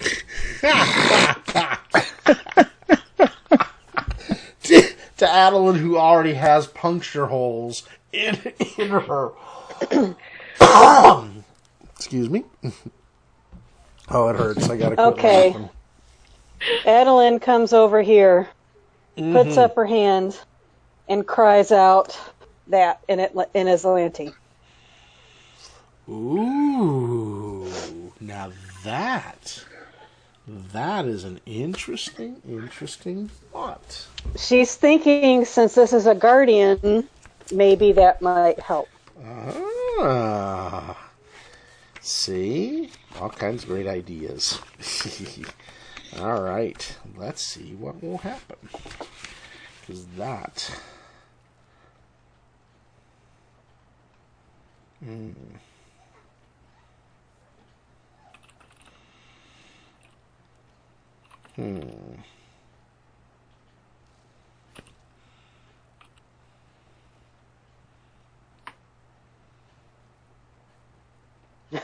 All right. So... Hey, I backed you, Markhail. Do me a favor. Roll me on your linguistics. You're speaking in tongues. And that will be its roll. It has to roll. So you do a D20 plus your linguistics. And then it... I'm not so good with the linguistics. Okay, that's... No, it's... Let's see. Where is its one? All right, it gets plus Well, technically, we've just known it as a written language. Nobody really speaks this all that much anymore. Makes sense, I wouldn't know it. Oh, my gosh. Say what? Oh! All right. It kind of, you see almost like a clacking noise going on, and it's clacking itself into a smaller swarm. And it's like stand still for a round that goes by. And then it starts rolling back the way it came. As if it left you alone and reset itself and went the other direction, to much the party's surprise. And it keeps rolling out across the plains and out. Like it's patrolling. Wait a minute. She wasn't speaking in tongues. It must have been magic. I give Markhail a wink. So, not only will you guys get the experience for this one, but you will also get 100 more experience to Miss Adalynd for coming up with such a solution. As the creature rolls away and Aurora sits there kind of impressed, she walks up and rests a hand on Adalynd's shoulder, healing her for 4 points. Oh, thank you. Are there any remnants of the swarm from the few attacks? Yes, there are some little crushed forms or dented forms or half-eaten acidy forms that are in there. Yes. So Markhail is going to take, she has like a small like cooking pot, and she's going to gather up handfuls of those and put them in the pot, going, these will make fantastic souvenirs. Mm-hmm. May I have one? Aurora's switching from her studded leather to her chain shirt while there's time to do that. All right, so otherwise 175 experience each for technically battling this thing and going to a standstill with it where it goes off. So, everybody's up. We got a little bit of time left. We got about another 30 minutes. So You said 175? Ooh. Yep, 175. Okay. That may get a couple of folks up to third. Never know. All right. So all of you are up. 175 or 1,750? No, 175. Yeah, nice try. I love it. I love it. I have a long ways to go. I think we're all at least 1,500 or more away. Yeah. Well, I'm at 47:15. There's so much. The great part about it, there's so much more to explore and do on this island. So much more. And this is just this island. We're not even talking any connecting islands. Aurora also looks at Adalynd and says, thanks. I really am thankful that you sent it away so that combat ended and my fast healing ended so fast without actually being useful at all. Well, if you want, I can tell it it's an enemy for a while, and it'll come back and beat at you a little bit longer. No, the combat's over. It doesn't matter anymore. Sure, I can call it. I only get it once per day. I was get it once per day. Well, one full combat, and that's it. and to the surprise, now, does anyone else in the party speak Azlanti? Yes. Nope. You, Felix, were surprised to hear her speaking Azlanti. Everybody else kind of didn't understand it. It almost sounded like a very old, ancient Taldoran common, but it was so different that no one would know. Only you and Yosef seemed to pick up what she was saying to it, because he knows Thessalonian, which is another dead language, but it's off of Azlanti. It is Azlanti, in fact, with some little Varishan mixed in. So does Adalynd or Yosef explain what they Yosef says that was very interesting, telling it to stop and go away. No, not that. I'm asking about what they saw. Yeah, I'll tell you about the tower. I'll tell you about the tower. Yeah, you guys start talking. Now that I'm here, I can take a stab at reading the writing too. Mm-hmm. Yeah. Do you want to? I can do it as well. I've got read magic as well. All right. Or not read magic. Comprehend languages. I don't know. Felix does not do well. You have no idea. I'm like, nah. So, Rick, looking at it before I take the time to comprehend languages, does it look like a cipher, or is it more just that's the language and it's that sort of thing? It's the language of the. Why is it? There we go. To go back to these again. Hang on here. That image is just weirded out for some reason. All right, there we go.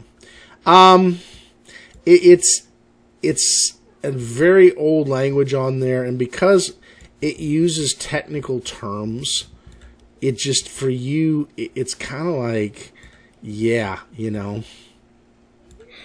God, these. Yeah, I probably got the out of it.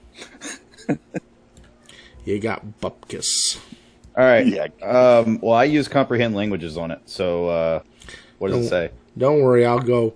All right. Good stuff. Hang on here, and let me kind of get everybody into the area there. I know it's small right now, but it will grow once I grow the map. All right. Get rid of this one. Go up there. There we go. Are we going to that other map now? Is that what we're doing? Oh, yeah. And I will make sure and pull up everybody on there.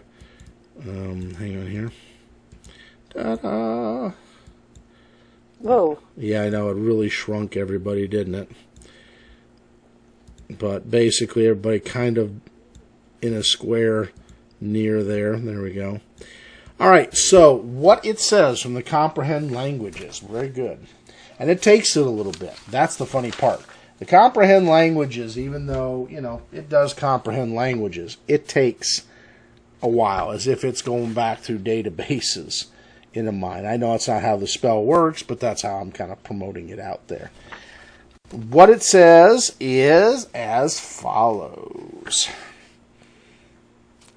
It says, Spindle Lock Research Facility, a division of the Spindle Solution, making tomorrow's humanity today.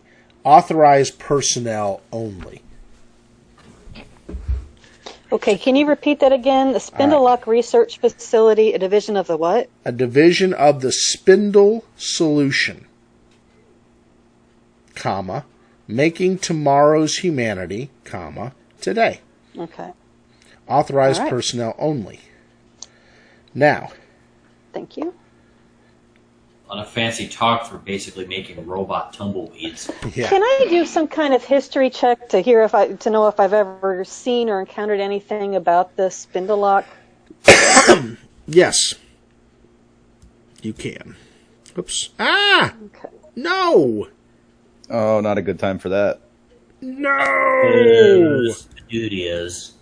You frickety frackety frickety frockety frickety. I do not believe it did that. All I was doing was clicking to move somebody. Oh, Fantasy Grounds is going to have me on a warpath today. It's been decent up to now, but, you know, it's now got me on a warpath.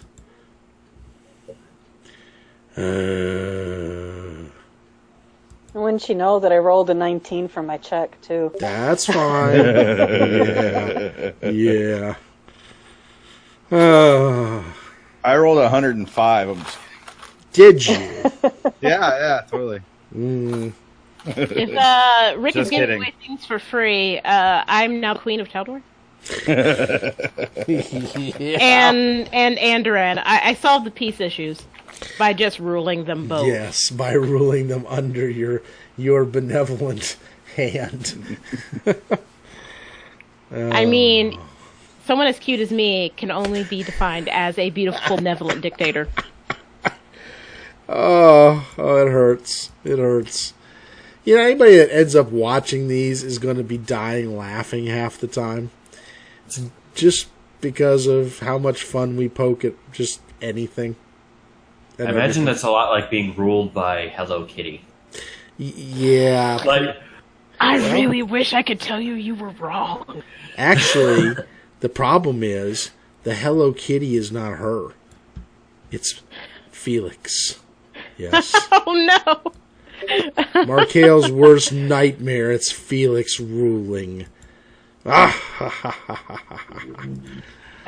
she couldn't live under a Felix rule. All right, so do for me now your 19 roll. Hopefully you get a 22 or 28. Oh, I hope, but I've got to join back in. It's not letting me. Hang on. Yeah, it never lets anybody join in the fun right away. Yeah, I give it a few seconds before I give it a whirl. There's Sean. There's Adrestia. There's Mark. Soon there'll be more. It'll be the swarm. Oh, that's our priority name, huh? There's Akeisha. There we go. There's Adalynd. And now we just need Felix to come back.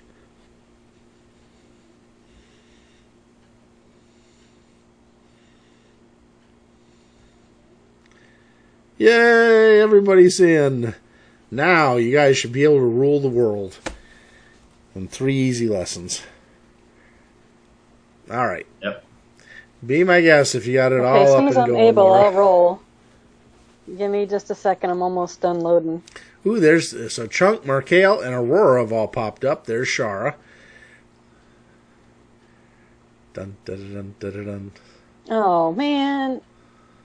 No, it's me out of the campaign. Up. No. It dropped again. Nah, it didn't drop. Oh, There we it go. just booted me We out of lost Fantasy Laura, Grounds though. completely. But there's Josh. See, it had to be you guys were trying to get in at the same time. Syl just gave you a kick in the rear end, and you went flying across the room. Not that I expect it to help at all, Rick, but would knowledge dungeoneering play into this at all? It would on like terrain, how things are built, types of monsters found in there, like oozes and stuff, or constructs. It wouldn't necessarily with Azlanti history. That's what I figured. The Azlanti are a weird culture. So, now history would help you. Yeah, I don't have history. Yeah, you know. Markhail forgot to pay attention in school.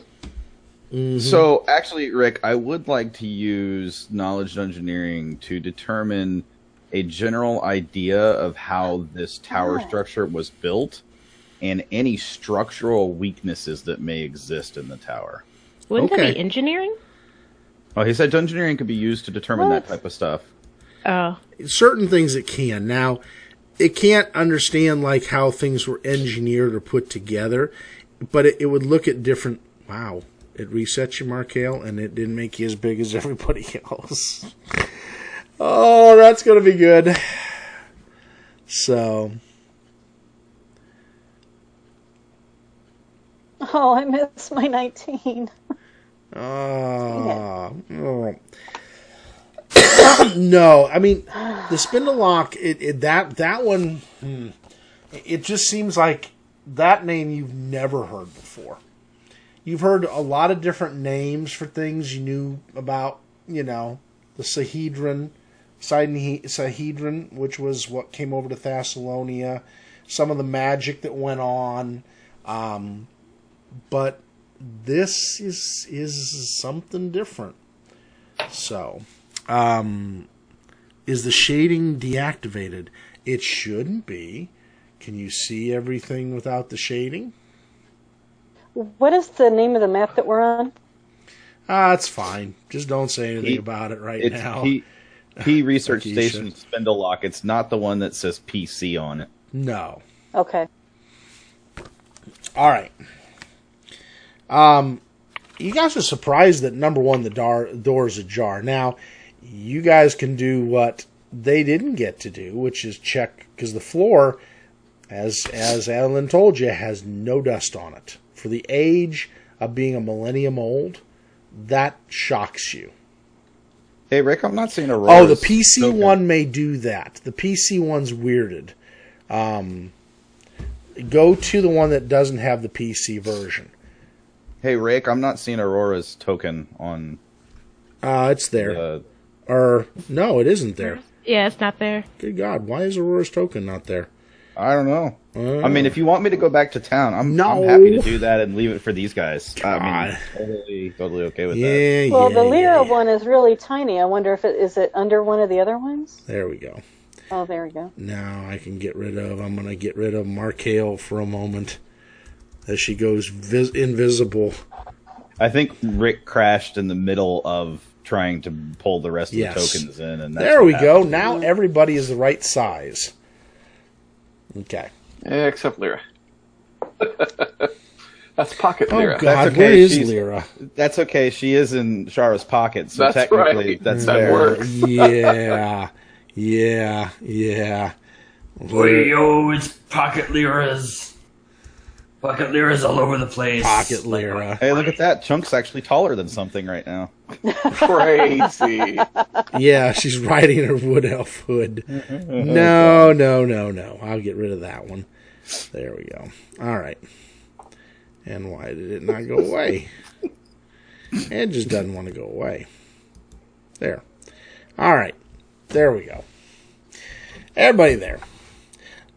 Again, Lyra is intrigued. This has got all of you guys, anybody that's got any sort of intrigue, the fact that there are no dust or footprints inside there is pretty freaking amazing, being the age. Now, you can look around out here and see if there are footprints.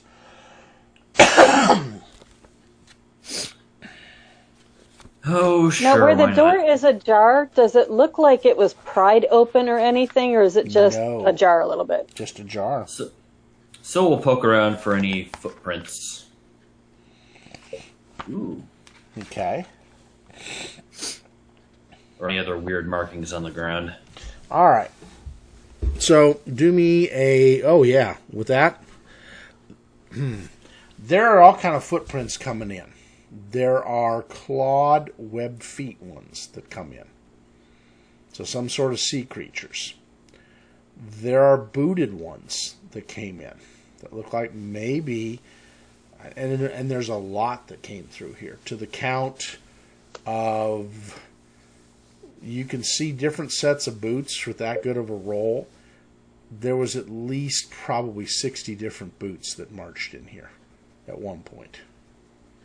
Male and female. Does Syl mention those out loud, or does she keep it to herself? What's up, Syl?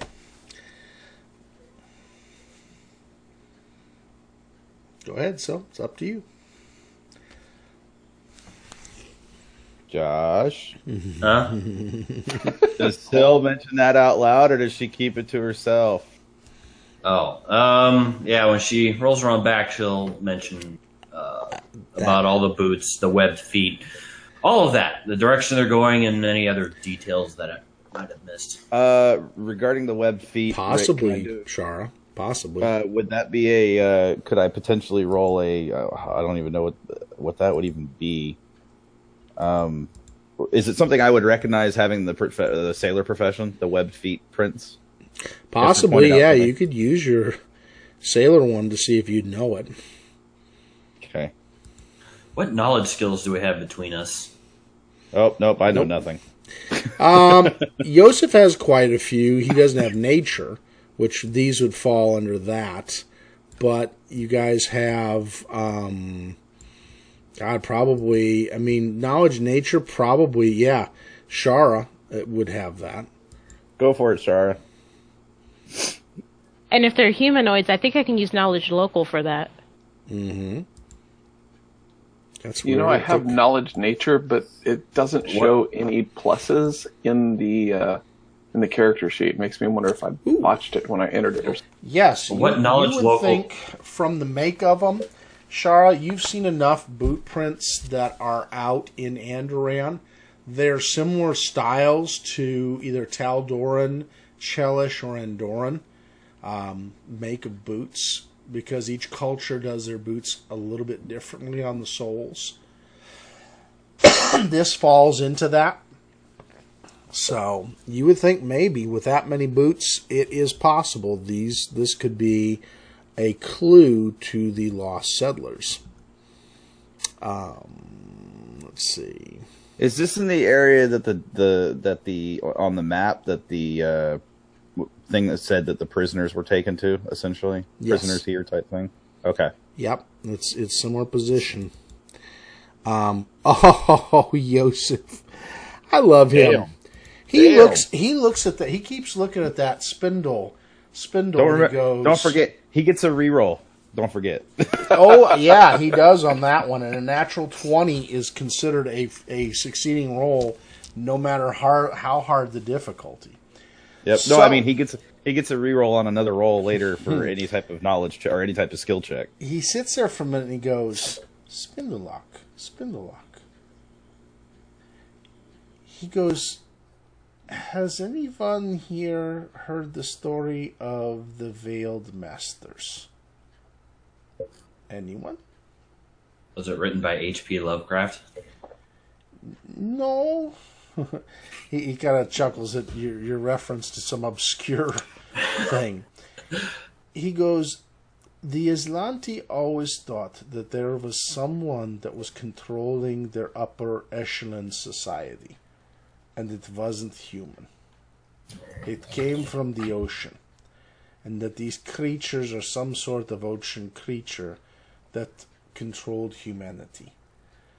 The Spindlelocks were a very obscure society that were formed to try and uncover proof of these creatures, and that Azlanti culture was influenced, and there's still talk of them being around today.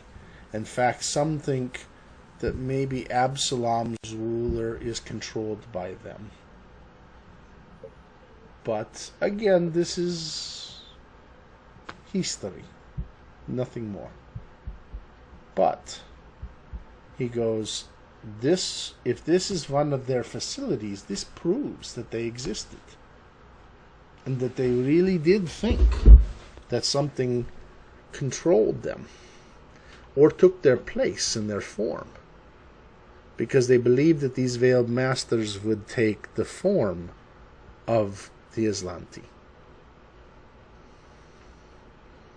That sounds ominous. Yeah, because it's not good. Sounds like Mesmerist to me. Verse. Very verse. That's right, I'm a mesmerist. Yes. And these things could have been mesmerist. Oh my god, I'm Azlanti. Yeah. Adalynd, you have to teach me how to speak it. The language of my people. At that point, Yosef's head just drops. And there's a sigh that comes out. Well, that's at least what I've heard. And he just shakes his head, going with it. So, natural 20s can bring some good information. Well, anyway, Yes. the real question is can we turn this into a profitable tourist attraction? I think we need to investigate and see if there's any more of those little things running around, and we should find some way to turn them off or eliminate them, because I can't have them killing our tourists. It'd be bad for business. As Markhail chucks Sharra into the front door, go find them. Rick, I would like to actually do a checking of the doors and the floor, Okay. not for footprints, but for triggers of potential traps. Do a disabled device on it. Oh, it's Jesus. similar to like a knowledge engineering. I mean, because you're not disabling, but you're just trying to see if there's something there. Well, this Wouldn't is it be- going to go horribly. Would it be perception to see if he recognizes something? It's possible, but he's looking for specifics.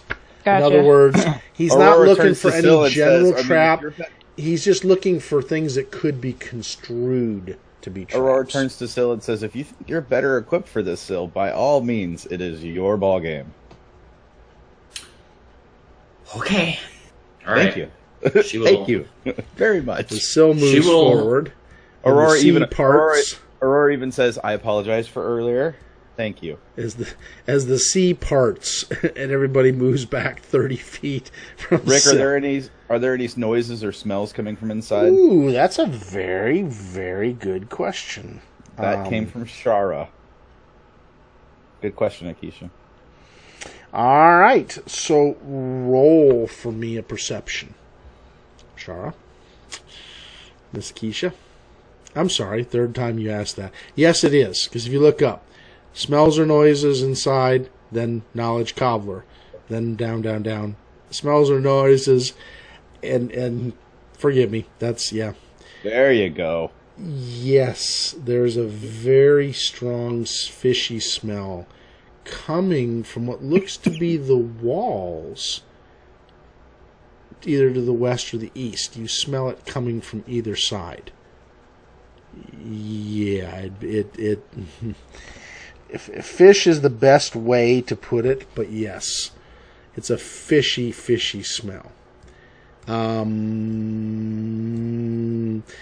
me a knowledge nature, Sharra, to see if you've ever smelled this particular fishy smell, as in a more specific, that you could tell what it is. You think it smells a lot like either the Grindilo or some race that's similar to them, maybe a Locatha or something like that. It has that kind of smell to it. If that makes sense.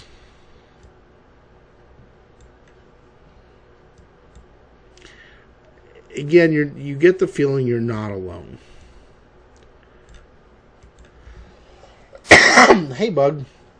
Now let me show you the wall. Since Syl is up there and everyone has kind of looked in. Syl, what did you roll for your...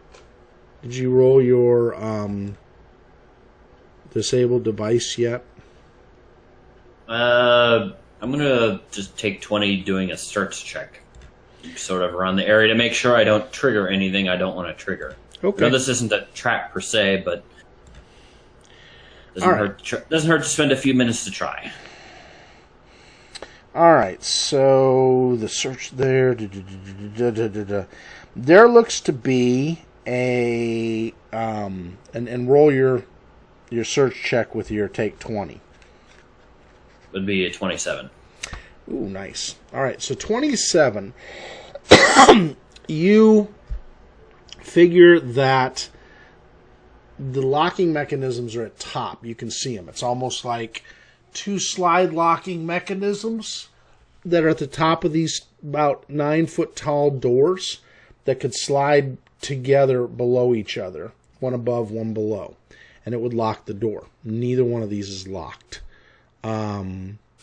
You do notice that the two walls on either side are absolutely 100% fake illusions when it goes to about 30 feet in the room. So if you move 30 feet to the center and look left or right, those are not walls at all. In fact, you see what looks to be fishmen with crossbows standing behind each. There are two either side. And this is what you see right here. And this is what you see right here. And they're just standing there staring at you with their crossbows aimed at you. Did you send me anything? Because nothing popped up. Hey. Well, it's on the Spindlelock map. Yeah, it's on the Spindlelock map. PC map, okay. Take it down. The PC map is not working. It's weirded out. Oh no, I'm on the regular Spindlelock. I was just expecting like individual pictures like you've done. Oh, don't worry, I will get that for you. All right, hang on here. Super. She will take one arm, point it in one direction of one wall, take her other arm, point it in the direction of the other wall, flip both walls off, and then say that there's an illusion. There's fishmen right behind those walls. Yeah, they look like this. You've seen them before. Their names are Scum or Ulat Kini, whichever way you want it. That's their names for themselves. But yeah, they're Scum. And they're standing there staring at you with their crossbows, armed well and ready to fire. And once it's pointed out, the illusion, you see through the illusion of the wall. And there's something else. There's some other chamber that's over there that the room has. Each of these rooms has a simple stone floor and undecorated gray walls. The stark nature of the room is interrupted only by a large circle of silvery metal set into the floor in the corner of the room.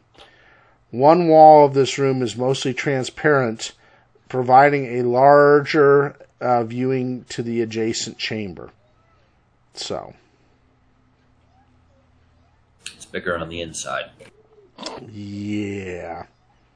So I'm assuming that I actually went in here while I was through the door, so I'm actually right here. Yeah, you're in much more than exactly. Okay. And then the rest of you are kind of outside viewing in, but you can see that he is standing in the room pointing to either side, or she is standing in the room pointing to either side, and you can see. Yeah, is there something fishy? Yeah, fisherman with yep. So that's the smell that you smelled originally on that Sharra. Do we get a surprise round? She just got done flipping them off. They know that she knows. Yeah. Oh, gotcha. Never mind. Yeah, okay, if gotcha. Syl hadn't flipped them off and done something, then yes, you could have had possible surprise round because, it's... Yeah, but she wants them to know that they're about to die. All right. So, let's everybody do initiative. Let's see, let me roll for them. And do we think we're going to finish the combat, or is it going to be okay with you? I think so. Kim's not home yet, so... Ooh, look at those additions. Hey, Rick, that's a nat 20. Does that count as a reroll for me? Yes, any roll. Any roll. Sweet. So why couldn't I get that before I rolled the nat 1? I don't know. That's what I say. I mean, let's see. Chunk is 17. Good. Alan and Rusty, good. Everybody's moving up to where they should, except for Yosef, Sharra, and Sharra's got the 11. Okay. So only Felix. Felix. Second. I'm trying to get my... There it is. All right. Let's see. Yosef's. Yeah, Yosef goes on 9. That's lovely. Come on, roll my dice.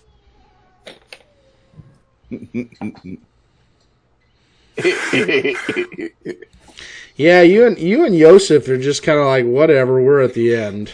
Yeah, well, sometimes what do you do? Sometimes going last isn't a bad thing. Yeah. No, it's not a bad thing. No. Yeah, well, because, you see things develop and you make the tactical end move. Wyatt has Yosef as 16, though. He should only be a 9. Something ain't loving him. All right. So, Syl, you are first.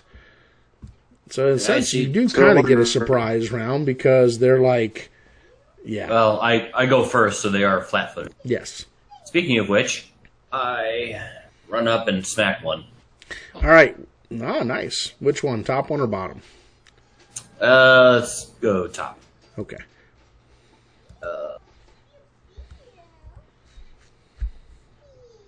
Yes, please. Oh, nice. 6 points of damage. Nice. So. That's it. Fish slap 24. Yep. All right. So. They've only got, yeah. You Yep. All right. So I'm going to put this in here. Hang on. Left 1 and then left 2. I'm trying to make sure I keep these things so I don't make mistakes. All right. So it's supposed to be L. Where's the L? There we go. All right. So then after that is, I believe, Lyra. So, okay, so you do on R1, total of 6. All right, Lyra is going to go 5, 10, 15, and then she's going to take a shot at this one here with her sling that she has. I know, right?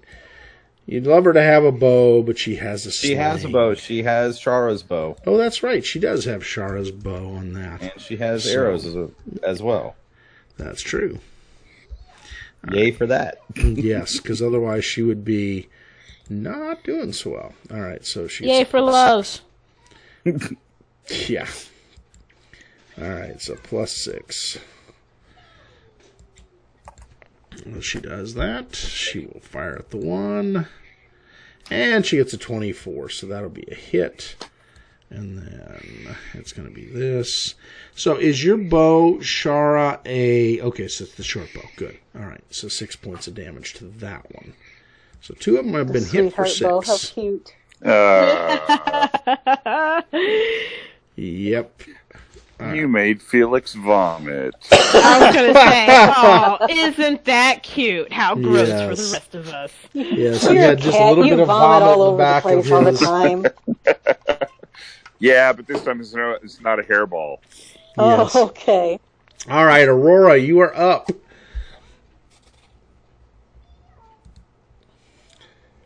Okay. So as you notice, you're outside by that, so you can go past Adalynd and Felix. Just knock Felix out of the way. You know, silly cat. Moving through. I resent that. Resent or resemble? Yeah, you know. You guys... Just remember who's about to become a cleric. That's all I'm saying.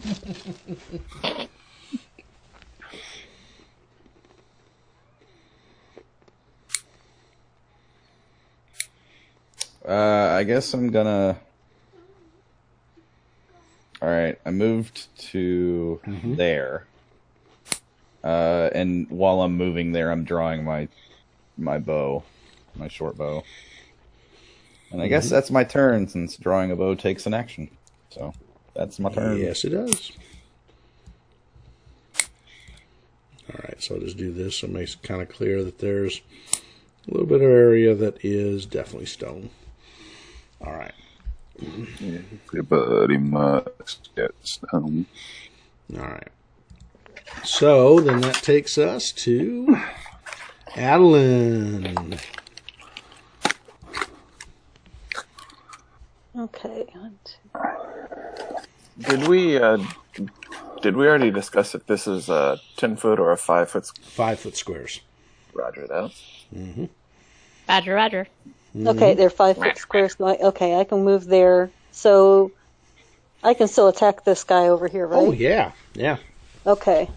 He's within 5 feet, I'm so going yes. to attempt to... Oh, there's my... Do a riposte, a poke, a stab through the heart. Try to. Kill it. A 14 Oh, no, will that's hit. the wrong one. Sorry, wait a minute. That's the wrong weapon. That's the wrong one. Hang on. Oh, yeah. Sorry. Crossbow. Grabbed the wrong dice. Oh. Ooh, roll me let's back the confirm. 1. And a 10. So, 10 plus what? Because you get some pluses. 6. Oh, wait, I Yes. do it with a plus, so yes, Good. plus Then, 6. then I you didn't know if it missed was the a standard Bohemian D20 ear or- spoon. Because you would have been deafened until healed with the Bohemian ear Ah, spoon. So, aren't you glad you didn't do that? yes. All right. It's now the time for the scum to become even scummier. Oh, aw. All right. So they're going to drop crossbows and go in with bites and claws, because pulling a weapon is going to be, not going to do anything. So, all right. So bites and claws, they get +2. All right. So there's one bite. 19 On on me? you, Adalynd. Okay, wait Yep. a minute. I'm going to try and riposte and parry. Wait, did No, you skip I don't me? I'm do it. looking at the combat tracker. Am I before Adalynd? Oh, you are. I'm sorry, Markhail. How did we skip you? Oh, all right. So that hit did not hit. Okay. Go ahead. They would've We been up in skipped their you original because spots. we assumed you'd use your turn to prepare your hair. I would have done that on our way up here. I'm not an animal, sir. Wait, an animal is some kind of an insult? I'm offended. You should be. Oh, you got me now. I'm going to make myself big. Oh God. Okay. Yeah, So, Markhail, she is going to, let's see. I had +4 intimidate. When I make myself big, it's a thing. 15. As a free action, she's going to say... Actually, she'll go... With some what, 20. Sharra? Savage-looking she- braids. As a free action, she says to Aurora, I think my abilities didn't work against those tiny little things, but if these things have minds... And she looks at the one to the bottom right. Yep. And she is going to cast Color Spray such that it hits him and the other ones. Oh, nice. So it goes basically through the two of them. What's their saving throw on the color spray? DC 15. All right, so DC 15. And their save with a will is a +3 on there, so... Boo! No will save pluses. Ooh, that one helped. So the first one, it makes it. Now the second one, though. Let's see. Good or bad roll. And you said 15? Yep. They got both. So she waves some glittering magic through the air, and it hits them both. But with her will a little bit shaken, while they blink blearily, they don't seem affected, and she just kind of shrinks back against Aurora a little bit. She's like, ugh. Wah, wah. So glad it worked so much better on them than it did on the roly things. Right. Oh, it hurts. It hurts. All right. So now we are to the scummy little soldiers who drop their bows and, All right. First Adalynd was asking which one's attacking her, or if any of them are, because she wanted to riposte possibly against one of them. Okay. Yes. So it would be this one that does once they do it, but I'm going to do the left first. The left's going to fire at Markhail, one at Markhail, and one at Aurora. The top one's firing at Aurora. The lower one's firing at Markhail. So the left ones or the right ones? I'm sorry, the right ones. Okay, I was like, the left ones are engaged. I don't think that works like that. Yeah, All right, so that's a 19 on Aurora. Does that hit you? Yeah, for sure. All right, so the crossbow on that one does 1 point. Massive 1 point. Ooh. It's a good thing I put that chain shirt back on. Yes. It intimidated the poor fishy creatures. And a 20 to hit Markhail. Does that hit you, Markhail? Hello? Markhail? Well, I'm pretty sure it's going to hit her. I know she's got less than a 20 AC. She took 2 points. You took 1. Nothing horrible. All right. So now the claws and the other one's on the other side. They only get a +2 to hit. So they get 3 attacks, though. 17, 19. So you can repost on that. Here's my repost 1. On whichever one you want it to be. All right. I don't know which one. That's the first one, which is the 19, which won't. Okay. Second one's a 14. I don't think a 14 hits you, correct? No. Okay, and then the bite is an 11. So the 19 hits. Yes, and that's the 1d4 plus 1 on the claw. So claws you for a massive 3 points of damage. Okay. All right, and then Syl. Yeah, sorry about that. Syl has got the flurry of blows. It's a 14, 16. Does a 16 hit you, Syl? Nope. All right. This one is a 7-9. That don't hit you. Nope. And finally, a 2. Come on, you got to tell me a 2 hits you. On a net, with a +2, you'll need a 17 to hit her. All right, so no hits at all. Her flurry has freaked it out. It's kind of like swinging at her, but she didn't even flurry. She only hit him once. Yeah, it's like keep away, keep away, keep away. Don't mess with me, please. Don't. Okay, careful with the Sealy fan, but hey, you guys have your fun. Okay. All right, Chunkster. Is this thing on? Yes. Yep. All right, I'm gonna charge in here. 10, 15, 20, 25, 30. Wow. And just right in there to hit the first one. Yeah, I'm going to smack him. Just I'm going to try anyway. Smack him hard. Here we go. And no, maybe not. It taunts you. It taunts you. I will taunt you. All right. So that goes to Sharra. I'll run in and then a taunt.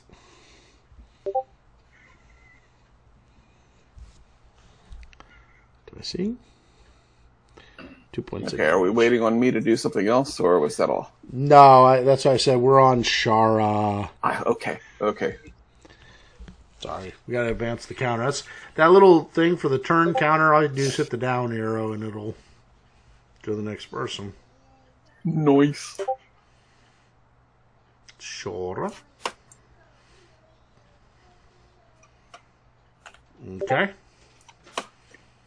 And shooting. I hear you in there. Somebody's conversating back and forth in Discord type. Pew. Well, that's because Adrestia had to leave for a moment. And Whoa! was updating her on the damage her Markhail took. That's a bam, all right. I'm canceling Markhail taking damage, just so you know, Rick, just for future reference. Oh, okay. Well, you know. We'll see how that works out for you. Did you see Sharra? Sharra. Whoa! Maximum damage. Damn. That one doesn't like you anymore. You're not playing nice. Which one did you... Oh, the top right one? Okay. The scum soldier looks injured. Definitely injured. There's a big old... Sure. She hit him solidly in the right arm. His right arm is now useless to use the bow because nice. It drops. Or claw attack for that matter. Yeah. One between the eyes, you just put it right in his bicep, and so he can't use that arm anymore for attack. 10 points disables the arm. So, he is right armless. Yes, he could tear off the arm with the arrow in it and beat somebody with it. But technically that would be an imposed weapon, so he'd had even more of a penalty to hit with that. I think there might be more of a penalty than just the improvisation. Yeah. How is I know what I'm doing on my turn. Is Yosef still bleeding? Because he hasn't. I don't think he actually healed himself. Or no, he is still bleeding, but he is going to take a crossbow shot at this one right here. The lower right hand one. All right, let's see. Where's Yosef? There it is. All right, actions. He will not taunt you. He will just shoot you. And of course, then could miss. You know how that goes. All right, and I think that ends out the round almost. Felix. Yeah. Felix is our last but not least. Save us all, Felix. He might. Felix. Hey, who looks the healthiest of these creatures? The one that is on the bottom right hand side. Yosef tried to shoot him, but the one that's in front of Chunky. Chunk. Felix. Chunky attacked him and made the scum healthier. Yes. Yeah, Yosef healed him, basically. I hate it when things that smell like fish turn out to not be fish. There you go. Kill it. So I'm going to magic missile. I love it. 2 points. But I forgot my bonuses on my magic missile. Wait, that's not all. 3 points. Yeah. 3 massive points, and the fish does not like you anymore. They liked us to begin with? I didn't think they liked us. Really. Yeah, I didn't like us very much to begin with. Let's see, this actually should be round 2 going on. All right, Syl, you are up. It is time to pound the fish. Okay, yeah, I'll take a 5-foot step down. And turn him into sushi. So I can attack both. She will elbow them going in, and then claw them coming out. One hand on each one. She is like a one-woman wrecking crew. Sushi. Yep. All right, let's see. All right. The scum I was attacking. Yep, that'll hit. Right. And then, 2 sushis. All right. All right. 7, 8 points on the one. All right. And then 8 on the one. So it is looking a little worse to wear. And then, yes, on the other. Yeah. I don't think there's any problem. Wow. Good God. How much is that? 11? 11 points. that one looks really rough. Both of them are looking rough. They're going to turn into sushi very soon, the way they're going. They're not ringing any alarm bells, though, which is good. At least for now. All right. So that takes us to Lyra. All right. Lyra and her bow. Firing at... Boy, she got to move a 5 foot. So she can go 5 foot here, past Philux. And then she is going to fire at the one on the left by Chunk. So that's probably going to be the easier. And she doesn't have point blank, but hey, that's a 23. That'll be a hit. Alright, so now she does... Yeah, I hate when that doesn't work. Let's see. She does 3 point... Why didn't it roll? Come on. Alright. Does 8 points. Sorry. Does it? Alright, hang on a second. When I roll these, they gotta roll. There, 5. Alright. It's not showing up down on my roll thing. That's what's driving me nuts. Alright. Yeah, it's not showing in the chat either, which they usually do. No. So on that one, let's hit for 10, it's 15 back. Alright, so they're all looking really rough. Aurora. Take your pick. They've all had wounds done to them. Yeah, I was going to say it might be getting close to crashing again if it's not showing dice rolls properly. I know. I'm going to have to do a save. Yep, might be worth saving in advance just in case. But in the interim, while you're doing that, am I able to? Are we allowed to drop a weapon and then pull another weapon out? Oh yeah. Okay. And you drop a weapon, pull a weapon. It's a standard action. Okay, since I'm within 5 feet of the attacking. Yep, you can then attack. It's actually a move action, because you drop as a free action, because that's nothing, and then the move action is to pull out your weapon. Yep. Okay, cool. That's fine. Unless, of course, you have quick draw, which is something that people should... Then you maximize what you can do. Okay, so I'm going to go after the one on the bottom left, the one that I believe Syl hit for... was that the one you hit hard? Oh, yeah. Syl? Syl hit that one really hard. We'll see if I'm able to actually roll or not. Probably not, but I can always... You can always want to. Oh, it did. Okay, well... Yeah, 13 does hit. Oh, sweet. Yes, surprisingly, they have sucky, fishy armor classes. And you kill it. Dead. You do turn it into sushi. It's on the ground sushi. Yeah. So, Adalynd, one less to worry about. Yep. All right, so now Markhail gets to figure out where she wants to go with her sushi attack. Yeah, splitting headache. A little bit. I am... Okay, so...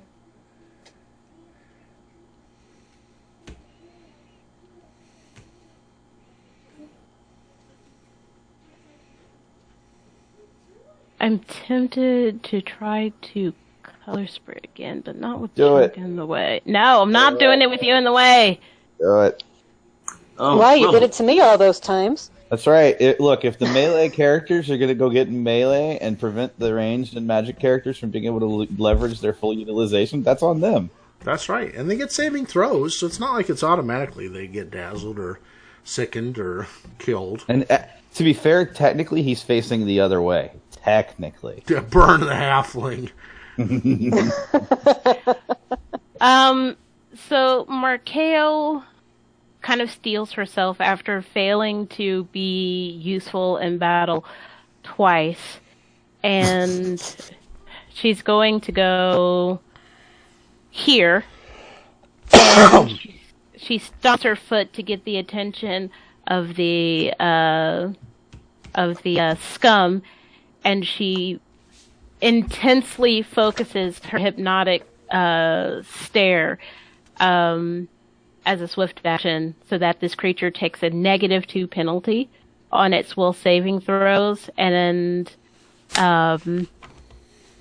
so it's making it can't. So she's making it she's trying to will it to be more vulnerable, and then she is going to. Damn, I don't think there's a saving throw against it. Oh, is there not? Okay. Not for hypnotic stare. Oh, that's right. No, there isn't. Hypnotic stare, there is not. You are correct. It's a mind-affecting ability. You are correct. So now she's going to cast... Aren't you glad I didn't have that roll? No, she's... damn it. I should have went over to the other side. Mm-hmm. That's okay. Damn it. That's okay. Chunk That's has okay. it. Try it. Chunk has All right. Okay. Color spray. Again, DC 15. And it rolls sucky. Wah, Yeah. wah. Yay! All right, so the color spray would affect Syl, so Syl would have to make a save. But she got enough people around her that if she doesn't. Hi, Munchkie. Almost done. Can I angle it so that it doesn't hit Syl?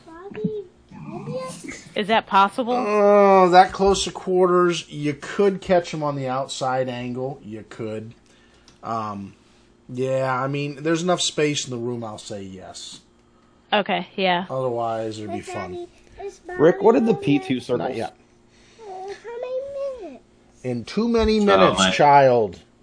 Oh, that takes long. I know it does. Why don't you go have some more of your stuff on your plate? No, thank Yeah, thank you. you. No, thank you. Yeah, otherwise there's going to be no chips for the rest of the weekend. Aww. I know, I'm such an evil dad. God. What are the P2 circles, Rick? The P2 circle, I was going to say that. As soon as stepped on by Markhail, you can see some light go around the silver. But it doesn't jolt her, but it feels tingly, like she could be jolted by such a thing. Even though she's standing right on that silver, it's not lighting her up. But you get the feeling it could. Mm-hmm. Nobody's stepping the other circle. Doing me a concern, friend. Yes. Markhail's the guinea pig. Adalynd, don't pull her back. Just leave her on the circle. See what happens. I want to see Chunk do a pushing attack and accidentally push the other scum into the circle with shielding in the other one. Not that I'm giving Chunk any ideas whatsoever, but... No. He doesn't have any pushing attack. It's just slice and dice. So The D4 is for, how many hit die is it? it is a... Hang on here. These particular ones are... Rick, can I give my reroll to somebody else? Yes, you could. Adalynd, Adalynd. She's Adalynd, re-rolling you want to reroll and that using one her instead reroll. altogether? You just want to reroll that Okay, one? yeah, let's re-roll that. Thank Okay. you. You're welcome. Oh, well, that's better. At It least you didn't. didn't. At least it wasn't a critical That fail, won't but hurt somebody. Wow, so the critical fail is not a critical fail, but okay. I'm changing my dice colors again because the these reroll don't just work. totally wah. But that's okay, because at least it wasn't a crit fail for her to roll So against. left one cannot do anything for a while. Left two is deader than a doornail and sushi. So now the right-hand ones. We know full well that left one is going to be literally doing nothing once Syl is done with it at the top of the round. So, Of course. So, Chunk, you're getting shot at by the one. Ooh, does a 24 hit you? Yeah, I've got an AC of 20, so... Ouch. I believe a 19 on a crossbow is considered critical, is it not? It is a crit on a crossbow. Yeah. All right, bring it on. 19, All right, 20 is so a Mark, crit. we're going to see if Chunk can survive. Is a 16 hit again, confirming? No, he's 16 20. is below the AC Yeah. of 20. You are lucky. Oh. Chunk just gets a good hit to him and not a critical. And it's 7 points, but it could have been much worse if it was doubled or tripled, which would have been tripled. So, Yeah, that would have done him in, actually. yeah, by that would 1 have point. that would have put Chunk into La La Land. But thankfully, Chunk only is 10 hit points down. So, out of 21. Chunk is still... He is ready to uber rage and just pick up any kind of implement and beat them to death. I think. Should not have made Chunk mad. Chunk mad. All right, so the other one takes a 5-foot step back, and it lights up the circle. All right. And he takes, being not that bright, He takes 14 points of shock damage, frying him to fishy, wonderful perfection. Out of curiosity, is Markhail still stepping on that circle? Touching that same circle on the left? Yeah, Markhail, you see the other one fry. Now, you notice the difference. He is in the middle of the circle. Markhail is touching the circle. Good deal. Good to know. It looks like, honestly, this could be used in a positive way. It's just not good with fleshy creatures. Uh-huh. Like, possibly recharging electrically based automaton. Yeah, I was going to say, there you charging go. Charging pads. Aren't you guys in the smart range? Chunk. Well, to be fair, both of us are techs, so that would make total sense why we connected that immediately. Yes. I mean, Markhail's going to put her cell phone on this thing. Actually, I was thinking, hey, it's a microwave. There you go. You got fish sticks. You have fried fish sticks. And it would actually work if it was a Motorola. Yeah. Oh my gosh. Man. So, Chunk. Be nice to my Moto phone, please. Hey, Chunk, finish off the one up top. Come on, dude. That's. I think we're actually going to see a little rage here. I have not tried this. Chunk's going die. As he swings crispy fried fish bacon. Yeah. All right. Yeah, I literally do not know how to do this, so you really do need one. Raging, you lose 2 from your armor class, and you get +2 or +4, I think, to your strength and to your con, which means you get more hit points, which is always good. Yeah, I don't know how to express that in the character sheet. I don't think there's a way of doing it, but I haven't learned it yet. All right. So and just figure. So on here, you get temporary hit points. Yeah. So what's your current Constitution? Constitution is 16. Okay, so then it goes up to a 20. Which is +2 more hit points per level, and your second level, correct? So you get +4 in your temporary hit points. So like that? Yep. And then your AC goes down, of course, and then your strength goes up by, so you get +2 more to your attack. So put it into the little modifier, and then when you roll your attack out of your character sheet, it will add that in. Okay, I put it into modifier. Where is that? That's that bottom. You'll see a bottom square at the bottom of your chat area. It should say modify. Okay. So put 2 in there. I put 2 here. Yep. Like that. Yep. And then go to your character sheet under your attacks, which are under the actions tab. Actions. Yep. Okay. And just roll the dice there, and it'll add that extra 2 in. So all right, that 15, wasn't all that great. Which will hit. Yep. But that should hit. Yep. And then just the regular damage roll. No, you get an extra +2 to your damage, so put it down in the modifier again. Plus whatever other strength modifiers you have. What's your strength? Well, if the strength has been boosted, normally it's 16. Now it's an 18, so put +4 in your modifier box. So that would be that's a +4 total? Yep. And then you roll so like that? your dice and for damage, and it'll add that +4 in. Okay, I rolled the dice. There it goes. Yeah, 13 kills him deader than a doornail.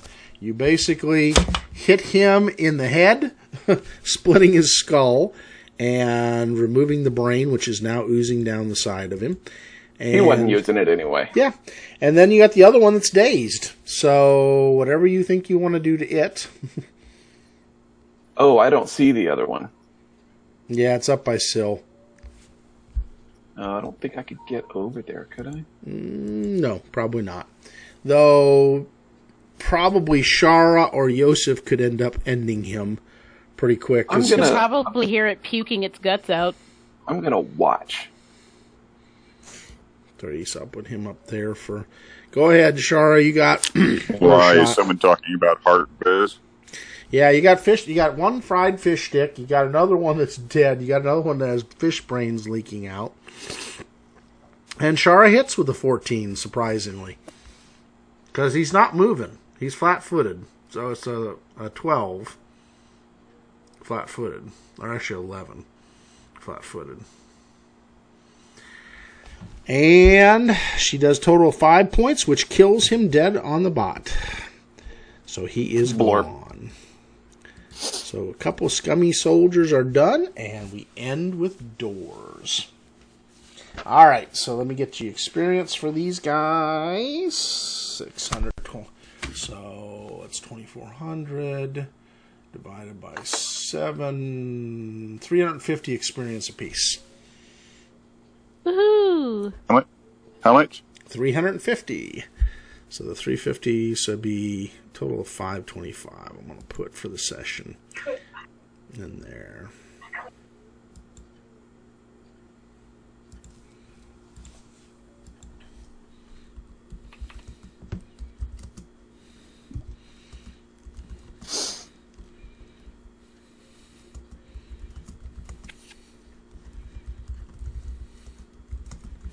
And I'll say for the session. Math.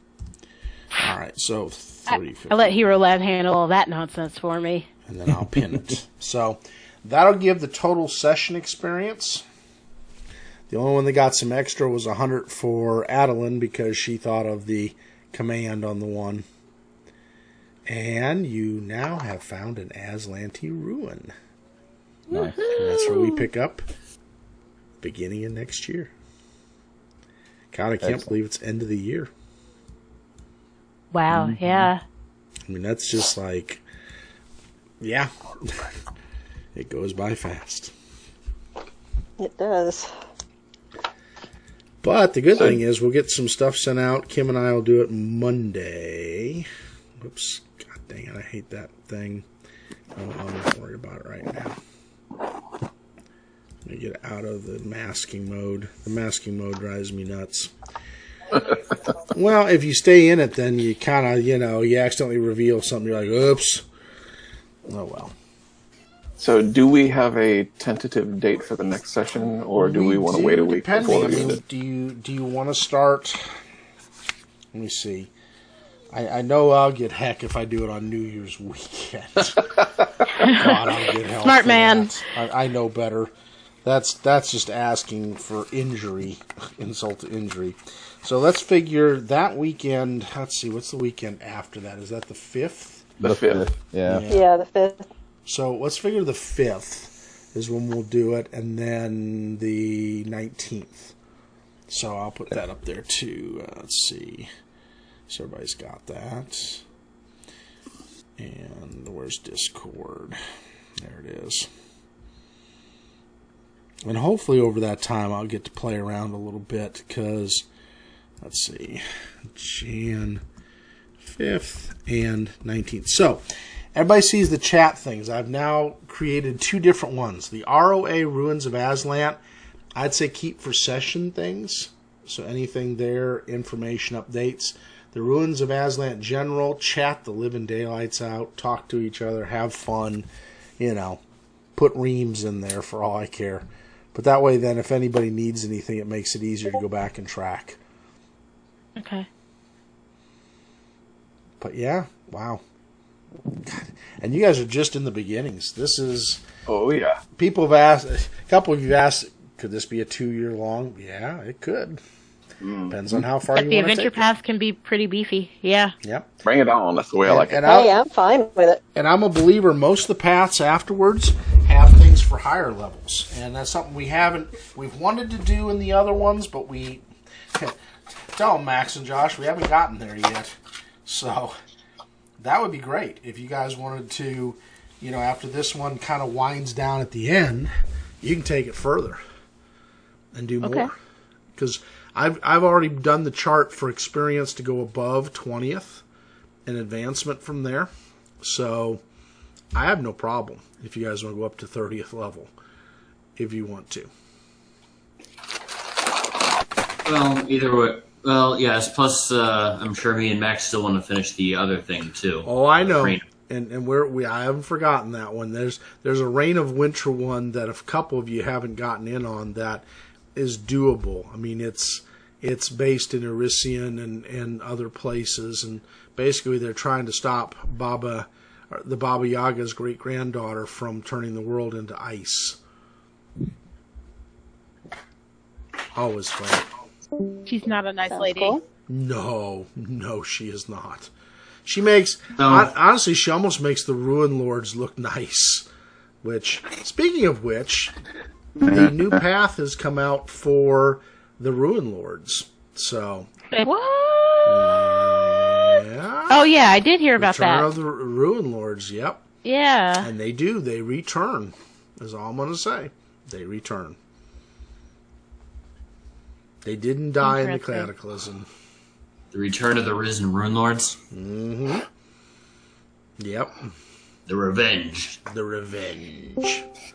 Oh, and also, for those who have done Carrying Crown, the next adventure path after the current one, the Ruin Lords, is based around Tar-Baphon, the legendary Lich,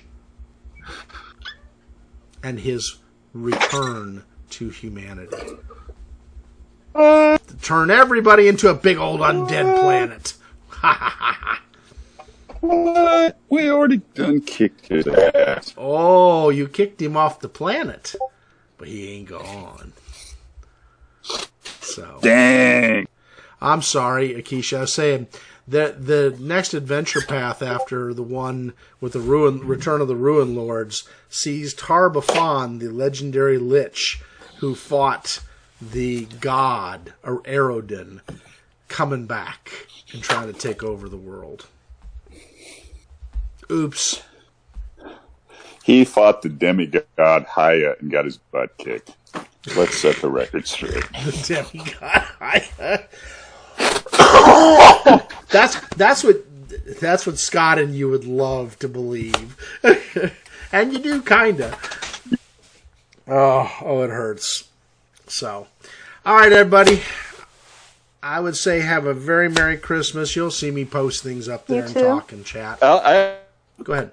Likewise. Yeah. Happy holidays, everybody. For sure. Happy holidays. Happy New Year. Presents coming out. Happy New Year. Holy smokes, yeah. The first of next week. So look for them. I'll let you guys know when they mail out. I'll put up a big general announcement. So. Alrighty then. All right, guys. It's been awesome. You guys have a great rest of the weekend. Thanks. Later, All right, guys. see ya. All right. Bye. See ya. Bye.